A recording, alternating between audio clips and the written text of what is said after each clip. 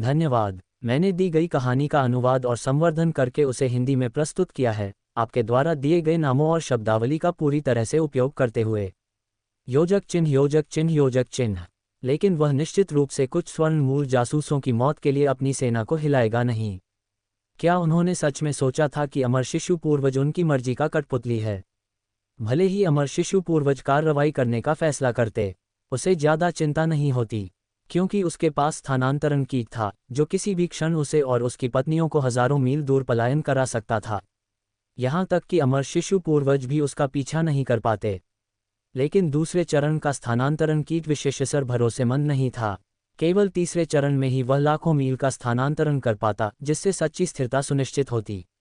इसके बारे में सोचते हुए राघव को अपनी साधना बढ़ाने की और भी अधिक तात्कालिक आवश्यकता महसूस हुई। अगर वह स्वर्ण मूल क्षेत्र तक पहुंच सकता तो उसकी सुरक्षा काफी हद तक गारंटीड हो जाती। अब जैसे जीवन धागे पर लटका हो, ऐसी डावाडोल स्थिति नहीं होती। पति, आकाश दानव समुदाय का मकसद क्या है? क्या उनका निशाना वूजी गठबंधन है? लिन याजू ने उत्सुकता से पूछा। वह जानती थी कि आकाश दानव समुदाय जैसा अमर शिशु संप्रदाय द्वारा स्वर्ण मूल गुरुओं को सीमांत क्षेत्र में तैनात करना इतना साधारण नहीं है और इसमें एक चौंका देने वाली साजिश छुपी हो सकती है। बिल्कुल, वे वूजी गठबंधन से निपटना चाहते हैं, लेकिन यू परिवार का ये बुजुर्ग पद में बहुत निचला है। लगता है उसे अंदर की बातें जानने का अधिकार नहीं है। उसे केवल इतना पता है कि वह आकाश दानव समुदाय के आदेश पर यू फैमिली आइलैंड में घुसपैठ कर रहा है। राघव उस व्यक्ति की यादों से ज्यादा उपयोगी जानकारी हासिल नहीं कर पाया। अभी के लिए वह केवल जो भी आए उसका मुकाबला कर सकता था। उसे उम्मीद थी कि आकाश दानव समुदाय इस घटना के कारण आगे बढ़कर अमरधुंध नगर पर हमला नहीं करेगा। लिन याजू ने कभी उम्मीद नहीं की थी कि इतनी जल्दी इस समुद्री क्षेत्र की अमर शिशु शक्तियों के सत्ता संघर्ष में शामिल हो जाएगी और गलती से आकाश दानव समुदाय की साजिश का पता चल जाएगा। यह एक गंभीर दुर्भाग्य था, लेकिन पर्याप्त सावधान न रहने की गलती उसकी नहीं थी। सीधी सी बात थी कि ये कुलीन परिवारों के संस्कारी स्वयं मौत को बुलावा देने आए थे, जिसने उन्हें जवाबी कार्रवाई के लिए मजबूर कर दिया। कोई बात नहीं, वास्तव में ज्यादा चिंता करने की जरूरत नहीं है। हम आकाश दानव समुदाय की चिंता करते हैं, लेकिन क्या वे हमारे द्वारा उनकी योजनाओं के लीक होने की चिंता नहीं करते? चलो मान लेते हैं कि यह घटना कभी हुई ही नहीं। आज रात कोई स्वर्ण मूल संस्कारी यहाँ घुसे ही नहीं। इस तरह शायद आकाश दानव समुदाय यह मान लेगा कि इन स्वर्ण मूल संस्कारियों को किसी और ने मार डाला है। राघव ने आंखें सिकुड़ी, स्थिति को भांपते हुए एक निर्णायक विकल्प बनाया और अपने विकास के लिए कुछ समय खरीदने के लिए कुछ नहीं हुआ होने का नाटक करने का फैसला किया। जब तक आकाश दानव समुदाय के अमर शिशु पूर्वज कोई कार्रवाई नहीं करते, चिंता की कोई बात नहीं थी। उसे विश्वास नहीं था कि आकाश दानव समुदाय कुछ स्वर्ण मूल जासूसों की मौत पर अपनी पूरी ताकत झोंक देगा। ठीक है स्वामी, लिन याजू ने सिर हिलाया। उसे भी लगा कि यह सबसे अच्छा रास्ता है जिससे आकाश दानव समुदाय को और चिढ़ाने से बचा जा सके। 10 स्वर्ण मूल संस्कारियों को मारने से वूजी गठबंधन के भीतर हलचल मचनी तय थी, जो अमरधुंध नगर को सबकी नजरों में ला देता। शायद यह अमर शिशु पूर्वज का ध्यान भी आकर्षित करता। ऐसी जानकारी लीक करना नुकसानदेह होता। बेहतर होगा कि वे कुछ हुआ ही नहीं होने का नाटक करें। तुम मुझे अभी भी स्वामी क्यों कह रही हो? क्या मैंने तुम्हें पति नहीं कहने को कहा था? क्या तुम्हें लगता है कि मैं तुम्हारा दाववादी साथी बनने लायक नहीं हूं? राघव का स्वर बदल गया और उसने लिन याजू को रौब से देखा। ऐसी नज़र देखकर लिन याजू का दिल कांप उठा, उसके गाल लाल हो गए और दिल तेजी से धड़कने लगा। वह सीधे उस आदमी की आंखों में नहीं देख पा रही थी। वह बस बहुत मनमोहक था। उसे लगा जैसे उसके शरीर का तापमान बढ़ रहा हो। यह आदमी इतना रौबीला कब हो गया? लेकिन ये रौबीला राघव इतना आकर्षक था कि वह उसका विरोध नहीं कर पा रही थी। मैंने सोचा तुम्हें ये पसंद आएगा, लिन याजू हकलाते हुए बोली। वह थोड़ी घबरा गई थी, उसे ठीक से समझ नहीं आ रहा था कि उससे क्या गलती हुई।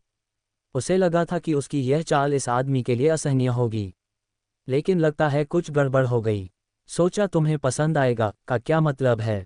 ये तो बहुत दुस्साहस है। खुद को इतना छोटा मत समझो। जो मुझे पसंद है वह लिन समुदाय नेता के रूप में तुम हो। झुककर दूसरों को खुश करने वाली तुम नहीं। तुम्हारा स्वयं होना ही काफी है।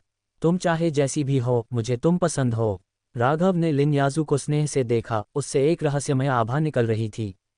पति, लिन याजू ने अपने जीवन में पहली बार ऐसे शब्द सुने थे। उसने राघव की ओर नम आंखों से देखा, गहराई से एक उमड़ता हुआ प्यार महसूस किया। ये पहली बार था जब उसे ऐसा एहसास हुआ।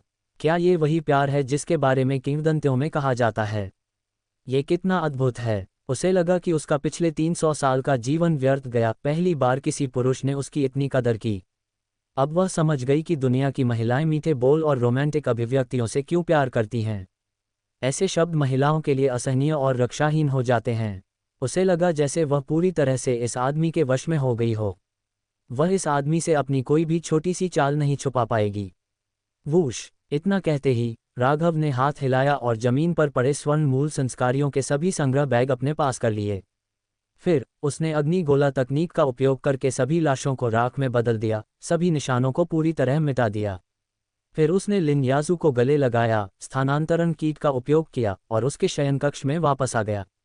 उस रात उनके बीच हुए आनंद का वर्णन शब्दों में नहीं किया जा सकता। अल्पविराम। दूसरे दिन सुबह की सूरज उगते ही, एक रात के आराम के बाद, राघव और लिन याजू तरोताजा और अद्भुत महसूस कर रहे थे। उनकी साधना में भी काफ़ी वृद्धि हुई थी। ऐसी आत्मिक संवाद दोनों पक्षों के लिए बहुत लाभकारी होती है। यह अकेले साधना करने से कई गुना तेज होती है। राघव अब इस ऑपरेशन से हुई कमाई का हिसाब लगा रहा था। आखिरकार 10 स्वर्ण मूल गुरुओं के संग्रह बैग भले ही उनकी कुल संपत्ति नहीं थे, फिर भी उनकी संपत्ति का एक बड़ा हिस्सा तो थे ही, जो उसे एक बड़ी रकम दिलाने के लिए काफ़ी थे। बुरा नहीं है, वास्तव में 50,000 उच्च श्रेणी के आध्यात्मिक पत्थर हैं। राघव ने अपनी ठोड़ी पर हाथ फेरते हुए बहुत संतुष्टि महसूस की। इन स्वर्ण मूल संस्कारियों के संग्रह बैगों में कुल मिलाकर 50,000 उच्च श्रेणी के आध्यात्मिक पत्थर थे। हालांकि यह उनके संग्रह बैगों में सबसे मूल्यवान चीज़ नहीं थी, फिर भी ये बहुत अच्छी थी। आखिरकार उच्च श्रेणी के आध्यात्मिक पत्थर बहुत कीमती होते हैं। हर एक उच्च श्रेणी का आध्यात्मिक पत्थर एक रणनीतिक संसाधन है और कई स्वर्ण मूल गुरु उनका व्यापार करने को तैयार नहीं होते। इसलिए इतने सारे उच्च श्रेणी के आध्यात्मिक पत्थर प्राप्त करना वास्तव में एक बड़ी जीत है। 8 निम्न श्रेणी के जादुई खजाने, 2 उच्च श्रेणी के जादुई खजाने। ये भी काफ़ी अच्छी फसल है। राघव मुस्कुराया। ये जादुई खजाने स्वर्ण मूल संस्कारियों के जीवन खजाने थे। अब उनकी मृत्यु के बाद वे स्वाभाविक रूप से मालिक विहीन खजाने बन गए थे, जिन्हें दूसरे लोग परिष्कृत कर सकते थे। 2 उच्च श्रेणी के खजाने कुई बुल ड्रम और वर्मिलियन बर्ड रिंग थे। कल रात की लड़ाई के दौरान इन 2 उच्च श्रेणी के जादुई खजानों ने असाधारण प्रदर्शन किया था। उन्होंने उसे काफ़ी परेशानी दी थी। हर एक उच्च श्रेणी का जादुई खजाना अत्यंत मूल्यवान होता है, मूलतः बेमोल। कुछ गरीब अमर शिशु पूर्वज भी केवल उच्च श्रेणी के जादुई खजाने ही इस्तेमाल करते हैं। इसलिए उच्च श्रेणी के जादुई खजानों की कीमत का अंदाजा लगाया जा सकता है। रुको प्रिय, क्या यह अमर शिशु आध्यात्मिक सामग्री है? 1000 साल पुरानी चंद्रमा की घास। इस समय लिन याजू मदहोश होकर चीख पड़ी। उसकी आंखें फैल गईं। वह बस यकीन नहीं कर पा रही थी कि वह क्या देख रही है। उसने देखा कि इन संग्रह बैगों में आध्यात्मिक दवाओं और सामग्रियों की एक बड़ी संख्या थी। इन आध्यात्मिक दवाओं में से एक अत्यंत मूल्यवान थी। वह 1000 साल पुरानी चंद्रमा की घास थी।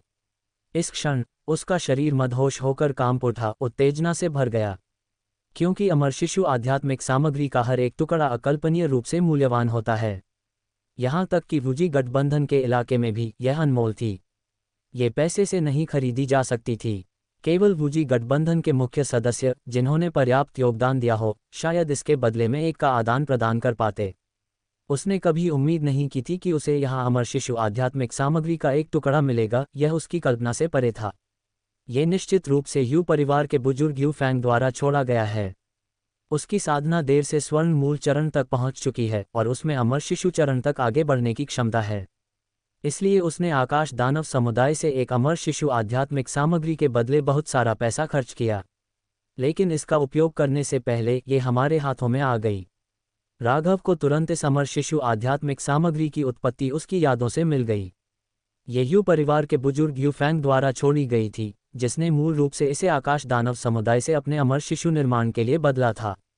हालांकि उसने कभी उम्मीद नहीं की थी कि इसका फायदा राघव और लिन याजू को मिलेगा।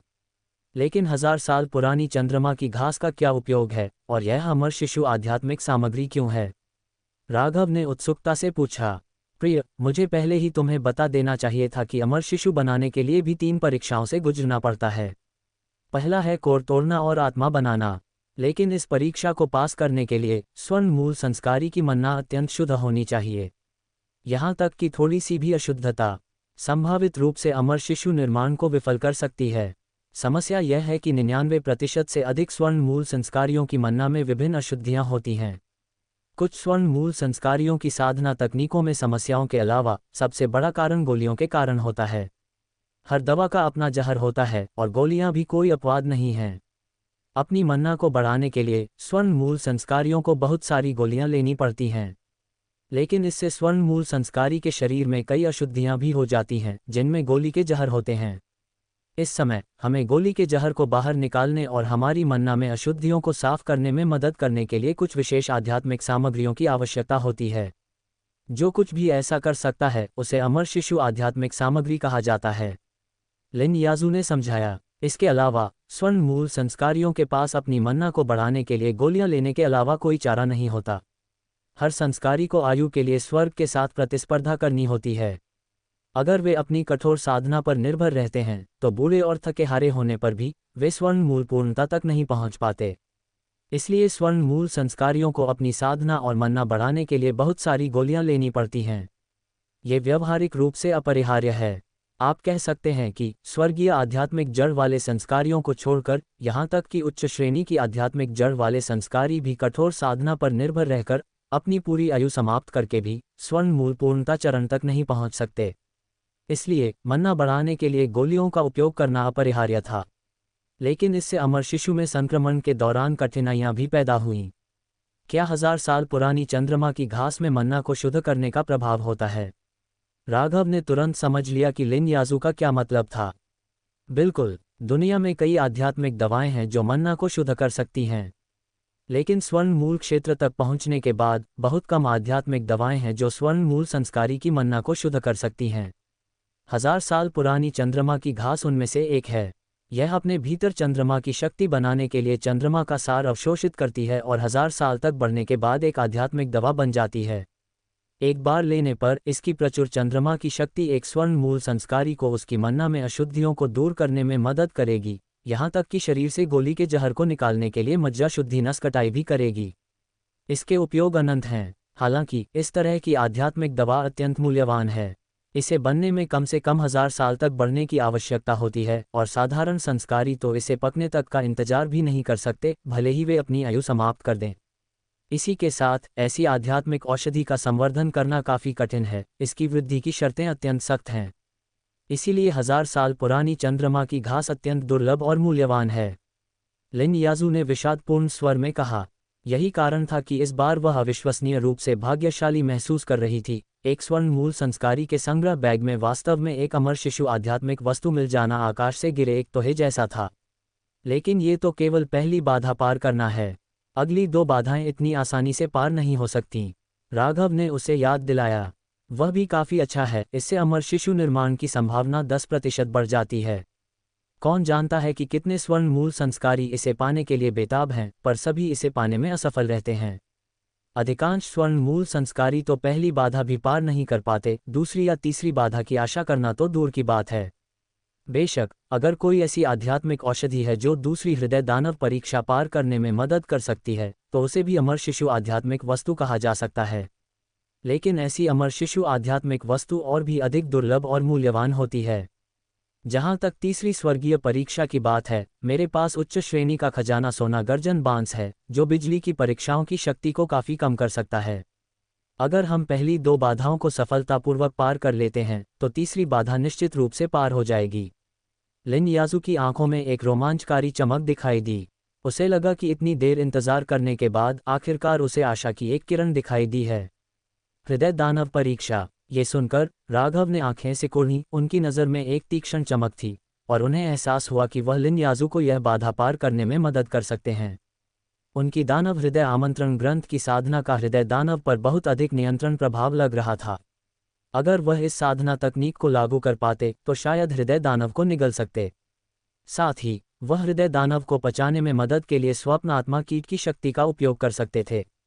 अगर सफल रहे तो लिन याजू के अमर शिशु निर्माण की सफलता दर 80% से ऊपर बढ़ सकती थी। हालांकि उन्होंने अभी के लिए इसका जिक्र नहीं किया। आखिरकार उनकी साधना इस समय कमजोर थी, केवल आधार निर्माण के अंतिम चरण में। ऐसी साधना दानव हृदय आमंत्रण ग्रंथ में बहुत उपयोगी नहीं हो सकती थी। वैसे भी अगर वह स्वर्ण मूल क्षेत्र में आगे बढ़ते तो सब कुछ अलग होता। इसलिए उनका मुख्य लक्ष्य अब अपनी साधना बढ़ाना और जल्द से जल्द स्वर्ण मूल क्षेत्र में आगे बढ़ना था। हालांकि यह ऐसा कुछ नहीं था जो रातों रात हासिल किया जा सकता था। सौभाग्य से उनके और लिन्याजू की आयु बहुत लंबी थी, फिलहाल कोई जल्दी नहीं थी। Dot dot dot dot dot dot. इसी समय यू फैमिली आइलैंड पर यू परिवार के मुखिया यू मिंग की चेहरे की रंग राख जैसी सफ़ेद हो गई थी जब वह अपने परिवार के पूर्वजों के हॉल में रखी 4 टूटी हुई जीवन तावीज़ों को देख रहे थे। इससे संकेत मिलता था कि यू परिवार के 4 स्वर्ण मूल गुरु सभी की मृत्यु हो गई थी। वह पूरी रात पूर्वजों के हॉल में बिता चुके थे, रातों रात बूढ़े हो गए थे और वहां से हिलने का साहस नहीं कर पा रहे थे, क्योंकि वह समझते थे कि अगर इस बात का पता चल गया तो इसके भयानक परिणाम होंगे। तब यू परिवार यू फैमिली आइलैंड पर अपना कब्जा नहीं बनाए रख पाएगा। यहाँ तक कि यू परिवार के दुश्मन भी यू परिवार पर हमला करने का मौका ढूंढ सकते थे। थोड़े समय में यू परिवार का सफाया हो सकता था, पूरी तरह से नष्ट हो सकता था। तब वह यू परिवार के अपराधी बन जाते। ये कैसे हुआ? क्या उन्होंने नहीं कहा था कि यह ऑपरेशन पूरी तरह सुरक्षित है? इस बार वरिष्ठ पूर्वज सभी क्यों मर गए? आखिर हुआ क्या? क्या अमरधुंध नगर कोई खतरनाक अड्डा तो नहीं है? मुखिया यू मिंग का चेहरा फीका पड़ गया। अब उन्हें इतना पछतावा हो रहा था कि उनकी आंतें पलट रही थीं। अगर उन्हें पता होता कि अमरधुंध नगर में इतनी विशाल और अथाह शक्ति है तो वह किसी भी कीमत पर उन्हें प्रोवोक करने की हिम्मत नहीं करते। लेकिन अब सब बहुत देर हो चुकी थी। पहले की गलतियों की भरपाई का कोई रास्ता नहीं था। वरिष्ठ पूर्वज यूफैंग जैसे लोगों को दोबारा जीवित नहीं किया जा सकता था। जैसे ही वह सोच रहे थे, उनके शरीर पर रखा संचार तावीज अचानक बज उठा। उनका चेहरा बदल गया। उन्हें तुरंत अंदाजा हो गया कि यह किसकी ओर से होने वाला है। आकाश दानव समुदाय का संपर्क व्यक्ति। वह बहुत पहले ही आकाश दानव समुदाय में शामिल हो चुके थे। यू परिवार के अधिकांश मुख्य कर्मचारी आकाश दानव समुदाय के सदस्य थे। वे सैकड़ों वर्षों से वूजी गठबंधन का हिस्सा थे और अनिवार्य रूप से आकाश दानव समुदाय के जासूस थे जो वूजी गठबंधन की जानकारी आकाश दानव समुदाय को देते थे। इन दोनों बड़ी शक्तियों से प्राप्त संसाधनों पर निर्भर रहते हुए यू परिवार का विकास असाधारण रूप से तेजी से हुआ। महोदय, मुखिया यू मिंग ने और देरी नहीं की, तुरंत संचार तावीज सक्रिय किया। तावीज के दूसरे छोर से एक मनमोहक आवाज गूंजी, एक आवाज जो मंत्रमुग्ध कर देने वाली थी। बताओ, आखिर हुआ क्या? तुम्हारे यू परिवार के 4 स्वर्ण मूल संस्कारी क्यों मर गए? तुमने आखिर क्या किया? बोलने वाली आकाश दानव समुदाय की एक महिला स्वर्ण मूल संस्कारी थी। लेकिन इस क्षण यू मिंग इतना डर गया कि वह जमीन पर घुटने टेक गया। उसका दिल किसी भी लहर से रहित हो गया। वह पसीने से तरबतर हो गया था, उसका चेहरा बेदम हो गया था, क्योंकि वह जानता था कि अगर उसका जवाब दूसरे पक्ष को संतुष्ट नहीं कर पाया तो उसकी मौत लगभग निश्चित थी। कोई भी उसे नहीं बचा सकता था।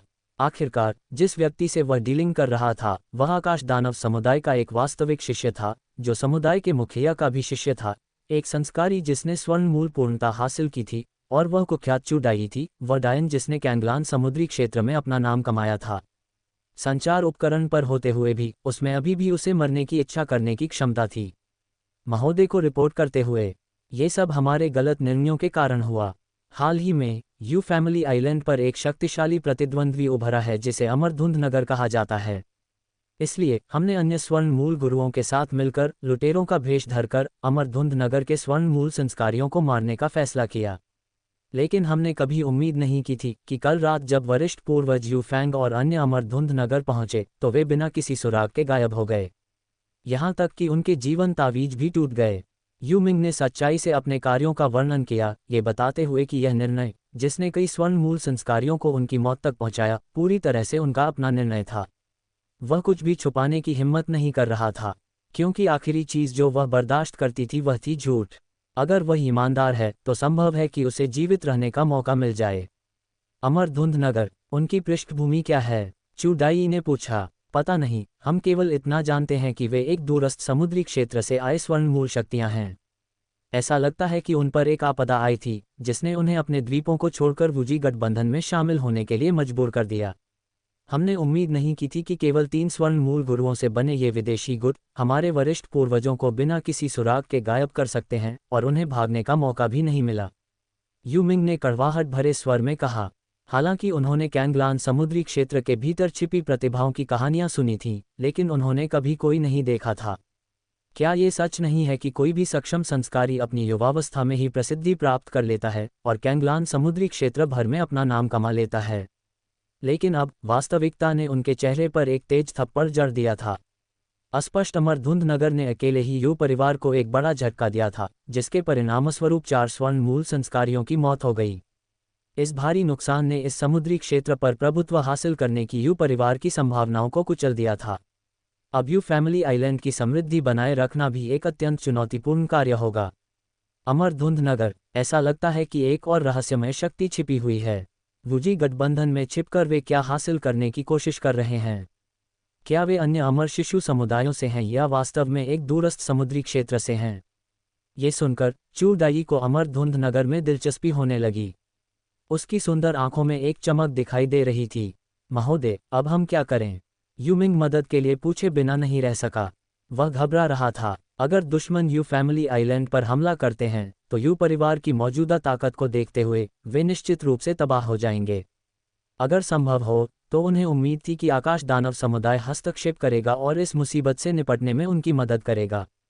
चुप रहो, ये मुसीबत तुमने अपनी लापरवाह कार्रवाइयों से खुद बुलाई है और अब तुम चाहते हो कि आकाश दानव समुदाय तुम्हारी गंदगी साफ करने में मदद करे। लगता है तुम अपनी जगह भूल गए हो। चूडाई ने अवमानना से फुफकार भरी।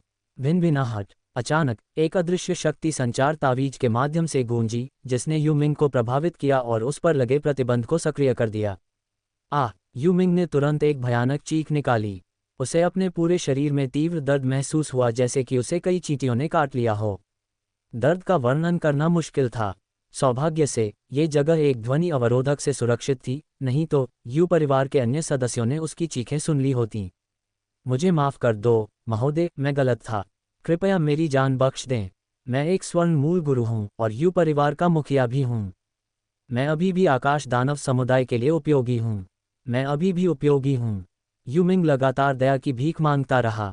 वह जानता था कि दूसरे पक्ष का एक साधारण विचार उसकी जीवन लीला समाप्त कर सकता है, क्योंकि उस पर लगा प्रतिबंध शुरुआत से ही उसका जीवन उसके अपने नियंत्रण में नहीं था। अगर ये तथ्य नहीं होता कि तुम कुछ उपयोगी हो, आज तुम्हारा आखिरी दिन होता। चूडाई ने उदासीनतापूर्वक कहा, लेकिन अस्थायी रूप से प्रतिबंध की शक्ति को कम कर दिया। शुक्रिया महोदय, शुक्रिया महोदय। यूमिंग जमीन पर सिकुड़कर बैठ गया, पसीने और आभार के आंसुओं से तरबतर। उसे लगा जैसे वह मौत के मुंह से बचकर आया हो। अभी के लिए तुम्हें अमरधुंध नगर को प्रवोक नहीं करना चाहिए। हमने अमरधुंध नगर को एक प्रमुख अवलोकन लक्ष्य के रूप में सूचीबद्ध किया है और इस समुदाय की पूरी तरह से जांच करने का इरादा रखते हैं। एक बार जब हमें पूरी तस्वीर मिल जाएगी तो हम अपनी योजनाएं बनाएंगे। अभी देर नहीं हुई है। फिलहाल आकाश दानव समुदाय के पास संभालने के लिए अधिक महत्वपूर्ण मामले हैं और यहाँ उपद्रव खड़ा करने का जोखिम नहीं उठा सकते। चूडाई ने गंभीर स्वर में कहा। हालांकि उन्हें अमरधुंध नगर में बहुत दिलचस्पी थी और वह जानना चाहती थी कि इस शहर के पीछे स्वर्ण मूल गुरु किस प्रकार की शक्ति रखते हैं, लेकिन वह ये भी जानती थी कि उनसे आसानी से पार पाना संभव नहीं है जब तक कि अमर शिशु पूर्वज को नहीं भेजा जाता। समस्या ये थी कि वह क्षेत्र वूजी गठबंधन का इलाका था। अगर अमर शिशु पूर्वज को भेजा जाता तो इससे आसानी से दोनों महान समुदायों के बीच युद्ध छिड़ सकता था, जिससे लाभ की तुलना में हानि अधिक होती। इससे भी अधिक महत्वपूर्ण बात, अमर शिशु पूर्वज को कार्रवाई करने के लिए मनाने के लिए एक उचित कारण, साथ ही पर्याप्त लाभों की आवश्यकता थी। अमरधुंध नगर से निपटने से क्या लाभ? क्या ये सिर्फ एक गुच्छा जासूसों के लिए बदला लेने के लिए है? मजाक मत करो। दानवीय समुदाय के संस्कारी अपनी उदासीनता के लिए जाने जाते हैं। वे लगातार एक दूसरे को मारते हैं। अपने समुदाय भाइयों के लिए बदला लेने की तो बात ही छोड़ दो। इसलिए जब तक उन्हें अमरधुंध नगर की स्पष्ट समझ नहीं हो जाती, तब तक वह कोई अचानक कदम नहीं उठाएंगी। हाँ महोदय, यूमिंग ने लगातार सिर हिलाया। आकाश दानव समुदाय के समर्थन के बिना वह केवल छिपे रह सकता था। आकाश दानव समुदाय के मुख्यालय में एक पहाड़ी की चोटी पर यह स्थान अंतहीन दानवीय ऊर्जा से घिरा हुआ प्रतीत होता था, जो दिन भर बादलों और कोहरे से ढका रहता, जिससे अंदर की स्थिति स्पष्ट रूप से देखना असंभव था। इस क्षण एक चकाचौंध कर देने वाली सुंदर महिला महल के अंदर खड़ी थी। उसने एक काले शिफॉन की लंबी पोशाक पहन रखी थी, जो उसके गर्वित आकृति और लंबे पैरों को उजागर कर रही थी। उसके हल्के हरे पैर जमीन पर हल्के से पड़ रहे थे, मानो रात की कोई परी हो। उसकी आंखें सजल थीं, जिनमें एक हल्की सी उदासीनता भरी हुई लग रही थी, सब कुछ को नकारते हुए। उसकी कोमल उंगलियां और मलाईदार त्वचा बर्फ जैसी सफ़ेद, चमकदार और पारदर्शी थीं, मानो उनमें से पानी निचोड़ा जा सकता हो। कहा जा सकता है कि वह एक प्राकृतिक सुंदरता थी जो देशों का पतन करा सकती थी, आकर्षण और लालित्य से भरी हुई। कोई भी पुरुष उसके लिए पागल हो जाएगा और उसकी चोगे की परछाइयों में गिरने की कामना करेगा। वह चू डाई थी, आकाश दानव समुदाय की एक वास्तविक शिष्या। हालांकि वह केवल 200 वर्ष की थी, लेकिन वह पहले ही अपनी साधना स्वर्ण मूल पूर्णता तक आगे बढ़ा चुकी थी और उसे आकाश दानव समुदाय की अगली मुखिया के रूप में प्रचारित किया जा रहा था। बहन चू। इस क्षण आकाश दानव समुदाय की महिला संस्कारी तुरंत चू डाई के सामने प्रकट हुई, सभी उसके प्रति अत्यंत श्रद्धा का भाव रखते हुए। आखिरकार उन्हें ऐसी अप्रत्याशित डायन से बहुत डर लगता था। तुम सभी जाओ और वूजी गठबंधन के अमरधुंध नगर की जांच करो। इस शक्ति की सारी जानकारी लेकर वापस आओ। लेकिन याद रखो, अचानक कोई कार्रवाई न करना। केवल जानकारी एकत्र करना ही काफ़ी है। चूडाई महल के सिंहासन पर बैठी, उसकी पतली टांगें क्रॉस की हुई थीं, और उसने आलस भरे अंदाज में आदेश दिया। जी, बहन चू। ये सुनकर आकाश दानव समुदाय की अनेक महिला संस्कारियों ने सिर हिलाया और बिना एक और शब्द कहे तुरंत महल से चली गईं। उन्होंने कारण नहीं पूछा। जब तक बहन चू ने आदेश जारी किया, वे उसका पालन करतीं। कारण पूछने की कोई आवश्यकता नहीं थी। अगला कदम है अमर शिशु का निर्माण। लेकिन अमर शिशु की 3 परीक्षाओं को पार करना वास्तव में कठिन है। विशाल महल में केवल चू डाई बची थी। उसे अभी अभी सौंपे गए कार्यों में कोई दिलचस्पी नहीं थी। ये कुछ ऐसा था जो उसने बिना किसी खास मकसद के किया था। अब वह जिस बात की अधिक चिंता कर रही थी, वह थी अपने अमर शिशु का निर्माण। हालांकि वह एक स्वर्गीय आध्यात्मिक जड़ संस्कारी थी और आकाश दानव समुदाय की एक सहस्राब्दी की सबसे उत्कृष्ट प्रतिभा के रूप में प्रशंसित की जाती थी, फिर भी उसे अपने अमर शिशु के निर्माण में बहुत आत्मविश्वास नहीं था। वास्तव में वह पहली परीक्षा तो पार कर सकती थी, लेकिन हृदय दानव परीक्षा और स्वर्गीय गर्जना परीक्षा को पार करना इतना आसान नहीं था। खासकर दानव मार्ग के संस्कारियों के लिए यह एक अवर्णनीय खाई के समान था। इसलिए वह सफलता प्राप्त करने में संकोच कर रही थी। मेरे गुरु के अनुसार अमर शिशु बनाने के लिए मुझे बाहर जाकर एक अवसर ढूंढने की आवश्यकता है। लेकिन मेरे अमर शिशु का अवसर कहाँ है? चूडाई गहन विचार में डूब गई। इस समय वाटरस्टार आइलैंड पर अमरधुंध समुदाय के अमरधुंध शिखर पर। पति, क्या आपने कहा कि आप बहन लिन से विवाह करने जा रहे हैं? लेंग यूएक्सी की सुंदर आंखें चौड़ी हो गईं। उसने हैरानी से राघव की ओर देखा। उसने उम्मीद नहीं की थी कि उसका पति वास्तव में लिन याजू से विवाह करेगा। ये वास्तव में अकल्पनीय था। हाँ, राघव ने सिर हिलाया। ये लंबे समय तक सोचने के बाद उसका निष्कर्ष था। चूंकि वे सभी उसके दाववादी साथी थे, गोपनीयता की कोई आवश्यकता नहीं थी। क्यों न ईमानदारी से एक साथ रहा जाए? यह कोई शर्मनाक बात नहीं थी। धिक्कार है, मुझे पता था कि उस बूढ़ी औरत के गुप्त इरादे हैं। वह हमेशा मेरे पति को संकीर्ण आंखों से देखती थी। 300 साल से अधिक उम्र की होने के बाद भी उसकी शादी नहीं हुई, पहले से ही एक बूढ़ी कुंवारी, और फिर भी उसने मेरे पति को निशाना बनाया। क्या उस बूढ़ी औरत ने आप पर जबरदस्ती की? पति, शेन बिकियान ने दांत पीसते हुए कहा। उसे विश्वास था कि यह अवश्य लिन याजू रही होगी, जिसने उसके सुंदर पति को लालच में डाला और एक स्वर्ण मूल संस्कारी के रूप में अपनी शक्ति का उपयोग करके नीच और बेशर्म कार्य किए। इसी तरह उस बेशर्म औरत ने उसे पा लिया। आखिरकार 300 वर्षीय उम्र की एक बूढ़ी कुंवारी के लिए, एक पुरुष के लिए उसकी प्यास की कल्पना की जा सकती है। किसी पर जबरदस्ती करने का क्या मतलब है? राघव और मैं आपसी स्नेह में हैं। मुझे लगता है कि आप वह थी जिसने उस पर जबरदस्ती की। एक बूढ़ी गाय युवा घास खा रही है। इस क्षण लिन याजू एक चमक में सबके सामने प्रकट हुई। फिर उसने शेन बिकियान को घृणा से देखा, मानो इस औरत के चरित्र को भांप लिया हो। क्या? बूढ़ी औरत को अपने सामने आते देख शेन बिकियान इतनी गुस्से में थी कि उसकी सांस लगभग रुक गई। वह इतनी गुस्से में थी कि उसके दांत खुजलाने लगे। लेकिन अतीत के बारे में सोचते हुए उसे थोड़ा अपराध बोध महसूस हुआ। आखिरकार शुरुआत में उसने मौके का फायदा उठाया था, कृतज्ञता के साथ एहसान चुकाया, और इसी तरह उसे अपना पति मिला। नहीं तो कौन जानता था कि वह कब अपने पति के साथ संबंधों को पूरा कर पाती। एक महिला को पहल करनी चाहिए, नहीं तो एक अच्छा आदमी तो अन्य महिलाओं द्वारा पहले ही ले लिया जाता और उसकी बारी नहीं आती। ठीक है, अब और झगड़ा नहीं। तुम सभी भविष्य में बहनें होगी, झगड़ा क्यों करती हो? राघव ने लिन याजू और शेन बिकियान दोनों को गले लगा लिया। मैं पति का चेहरा बचाऊंगी और इस बूढ़ी औरत से झगड़ा नहीं करूंगी। शेन बिकियान ने ठंडे अंदाज में फुफकार भरी लेकिन गुस्सा करना जारी नहीं रखा। और लिन याजू बड़ी तस्वीर समझने वाली महिला थी।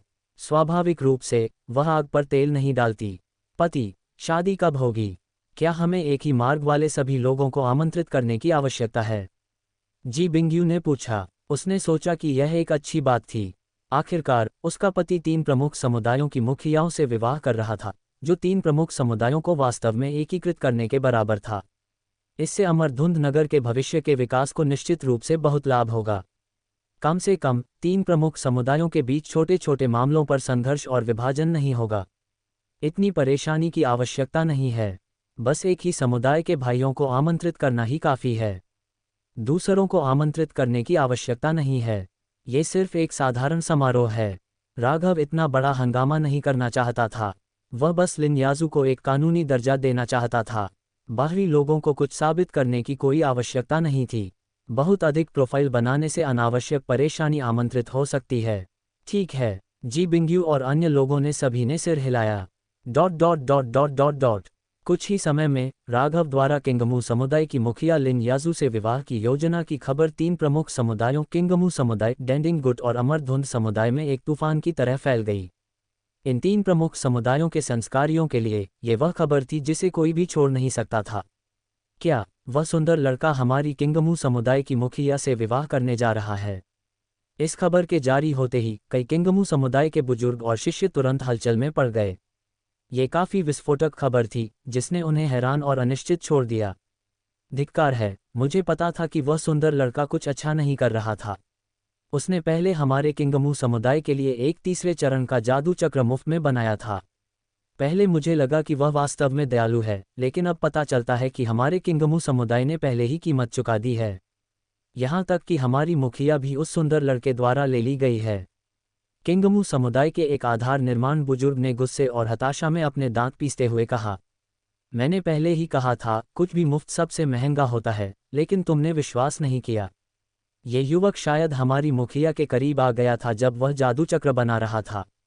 अगर वह अवसर नहीं होता तो वह उसे जीत नहीं पाता। किंगमू समुदाय के एक अन्य बुजुर्ग ने असहाय महसूस किया। अपने ही घर में चोर से बचाव करना वास्तव में कठिन है। कौन सोच सकता था कि जादू चक्र बनाने की छोटी सी अवधि में ये सुंदर लड़का मुखिया के साथ अपना आकर्षण चालू करने में कामयाब रहा, जिससे उनके पास किसी भी तर्क में खड़े होने का कोई आधार नहीं बचा। ये भयानक है, उसने ये कैसे कर दिया? हमारी मुखिया 300 साल से अधिक समय से अविवाहित हैं और उनका सामना निश्चित रूप से अनगिनत होनहार युवकों और सुंदर सज्जनों से हुआ होगा। उनका दिल लोहे जैसा है, फिर भी वह उसके द्वारा जीत ली गईं। मैं बस समझ नहीं पा रहा हूं कि उसने किन साधनों का उपयोग किया। कुछ लोगों को यह चकित करने वाला लगा। उन्होंने इस मामले को एक ऊंची कहानी के रूप में देखा। उन्हें नहीं पता था कि उनकी मुखिया ने इस आदमी में क्या देखा। शायद इसलिए कि वह 300 साल से अधिक समय से अविवाहित हैं और इसलिए वह उसके आकर्षण का सामना नहीं कर पाईं। इस सुंदर लड़के की कुछ मीठी बातें और वह शायद गिर गईं। अमरधुंध समुदाय की मुखिया और डेंडिंगगुट की नेता दोनों को इसी तरह जीता गया था। किंगमू समुदाय की मुखिया की तो बात ही छोड़ दो। कहना पड़ेगा, ये युवक वास्तव में स्वर्गीय जैद दाऊवादी की प्रतिष्ठा पर खरा उतरता है। महिलाओं को मोहित करने की उसकी क्षमता अद्भुत है, एक वास्तविक प्राकृतिक प्रतिभा। लोग बस तुलना के बाहर हैं। आधार निर्माण के बुजुर्गों ने अंततः समर्पण कर दिया। कुछ अर्थों में ये युवक वास्तव में एक प्रतिभाशाली व्यक्ति था। बस एक मनमोहक रूप, मीठे शब्द और कुछ अनोखे तरीकों से उसने कई सुंदर महिलाओं को अपना दीवाना बना लिया था। वास्तव में ये बुरी बात नहीं हो सकती। तीनों समुदायों की मुखिया का उस आदमी से विवाह होने से क्या इसका मतलब यह नहीं है कि 3 प्रमुख समुदाय और अधिक एकजुट हो जाएंगे? ये स्थान वूजी गठबंधन का क्षेत्र है, हमारा पुराना घर अमरधुंध द्वीप नहीं। इस क्षेत्र में एक स्वर्ण मूल गुरु होना किसी शक्ति की रक्षा करने के लिए पर्याप्त नहीं है। हमें कम से कम 3 से 5 स्वर्ण मूल गुरुओं वाली शक्तियों की आवश्यकता है ताकि अन्य शक्तियों द्वारा हमें नीचा न देखा जाए। अब जब तीनों समुदायों की मुखिया सभी इस आदमी से विवाह कर रही हैं, तो हम अनिवार्य रूप से एक बड़ा परिवार बन जाएंगे। ऐसा कुछ भी नहीं है जो संभवतः 3 प्रमुख समुदायों को तोड़ सके। इस क्षण किंगमू समुदाय के एक बुजुर्ग ने गंभीर स्वर में अपने विचार व्यक्त किए। उन्होंने महसूस किया कि यह जरूरी नहीं कि एक बुरी बात हो, बल्कि ऐसा कुछ हो सकता है जो 3 प्रमुख समुदायों को और भी अधिक एकजुट कर दे।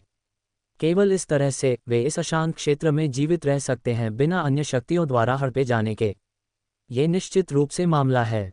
कई आधार निर्माण बुजुर्गों के पास स्थिति को स्वीकार करने के अलावा कोई विकल्प नहीं था। परिस्थितियों को देखते हुए उनके पास कोई अन्य विकल्प नहीं था। आखिरकार यह एक स्वर्ण मूल गुरु का निर्णय था जिसमें विरोध का कोई स्थान नहीं था। इसे स्वीकार न करना कोई फर्क नहीं पड़ता। क्या वे वास्तव में अपने समुदाय और इस जगह को छोड़कर जाने वाले थे? इसलिए एक तरह से या किसी अन्य उन्हें इस स्थापित तथ्य को स्वीकार करने के लिए मजबूर होना पड़ा। कुछ दिन बाद स्पष्ट है कि राघव और लिन याजू का विवाह सफलतापूर्वक संपन्न हुआ। लगभग सभी अतिथि हर्षित थे और कोई भी संस्कारी ऐसा नहीं था जिसने विवाह में उपद्रव करने की हिम्मत की। आखिरकार कौन स्वर्ण मूल गुरु के विवाह भोज में दृश्य पैदा करने की हिम्मत करेगा जब तक कि आप मरने की इच्छा न रखते हों? भले ही वे राघव से अत्यधिक ईर्ष्या करते हों, वे खुलकर कहने की हिम्मत नहीं करते थे, वे केवल चुपके से बड़बड़ा सकते थे। तब से 3 प्रमुख समुदायों की मुखिया सभी राघव की दाववादी साथी बन गई थीं। और राघव वास्तव में 3 प्रमुख समुदायों का अधिकार बन गया था, सचमुच सम्राट। बेशक राघव के लिए डरने की कोई बात नहीं थी। बाहरी दुनिया के तूफान उसे प्रभावित नहीं कर सकते थे। उसका सबसे महत्वपूर्ण लक्ष्य अब अपनी साधना आगे बढ़ाना और स्वर्ण मूल क्षेत्र में चढ़ना था। उसकी साधना के अलावा बाकी सब भ्रम था और उल्लेख के लायक नहीं। 5 साल बाद एक शांत कक्ष में राघव जमीन पर पालथी मारकर बैठा डरावने ढंग से कीट देवता सूत्र का संचालन कर रहा था। उसके शरीर को केंद्र मानकर प्रकृति की आध्यात्मिक ऊर्जा की विशाल शक्ति उमड़ पड़ी, जिससे एक विशाल आध्यात्मिक ऊर्जा भंवर बन गया। उसी समय उसके शरीर पर कीट भी प्रकृति की आध्यात्मिक ऊर्जा को अंदर ले रहे और बाहर निकाल रहे थे, जिससे छोटे आध्यात्मिक ऊर्जा भंवर बन रहे थे। यह आध्यात्मिक ऊर्जा आध्यात्मिक जड़ के माध्यम से उसके शरीर में प्रवेश करती और फिर मन्ना तरल की बूंदों में परिवर्तित हो जाती।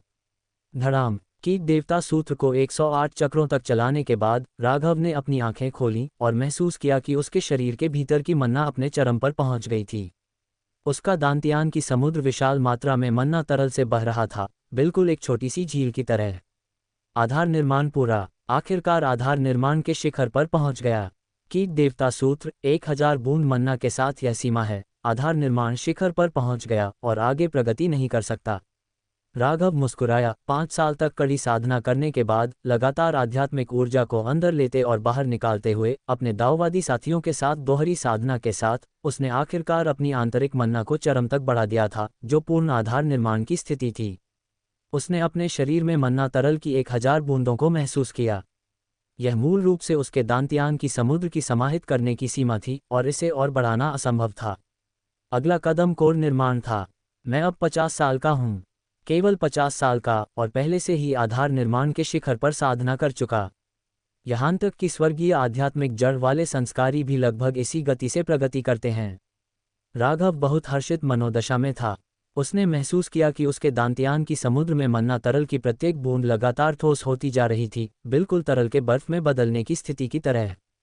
किंगमू समुदाय, अमरधुंध समुदाय और डैंडिंग गुट के कोर निर्माण के अनुभव के अनुसार ये कोर निर्माण के लिए बहुत लाभदायक और एक शुभ संकेत था। यह आत्म साधना का लाभ है। शरीर के भीतर की मन्ना फाउंडेशन पिल का उपयोग करके चढ़ने वाले संस्कारियों की तुलना में बहुत शुद्ध है, बिना किसी अशुद्धि के। अन्य आधार निर्माण संस्कारियों को अपने शरीर में अशुद्धियों को दूर करने के लिए आध्यात्मिक वस्तुओं का सेवन करना पड़ता है ताकि मन्ना ठोस हो सके। लेकिन मैं अलग हूँ। मुझे किसी आध्यात्मिक वस्तु का सेवन करने की आवश्यकता नहीं है, क्योंकि मेरे शरीर के भीतर की मन्ना बहुत शुद्ध है। ये स्वाभाविक रूप से ठोस होना शुरू हो जाती है। और अब तक मन्ना का ठोसीकरण 10% तक पहुंच गया है और यह प्रक्रिया अभी भी जारी है। जब मन्ना पूरी तरह से ठोस हो जाएगी, अधिकतम सीमा तक पहुंच जाएगी, तब कोर निर्माण शुरू करने का समय होगा।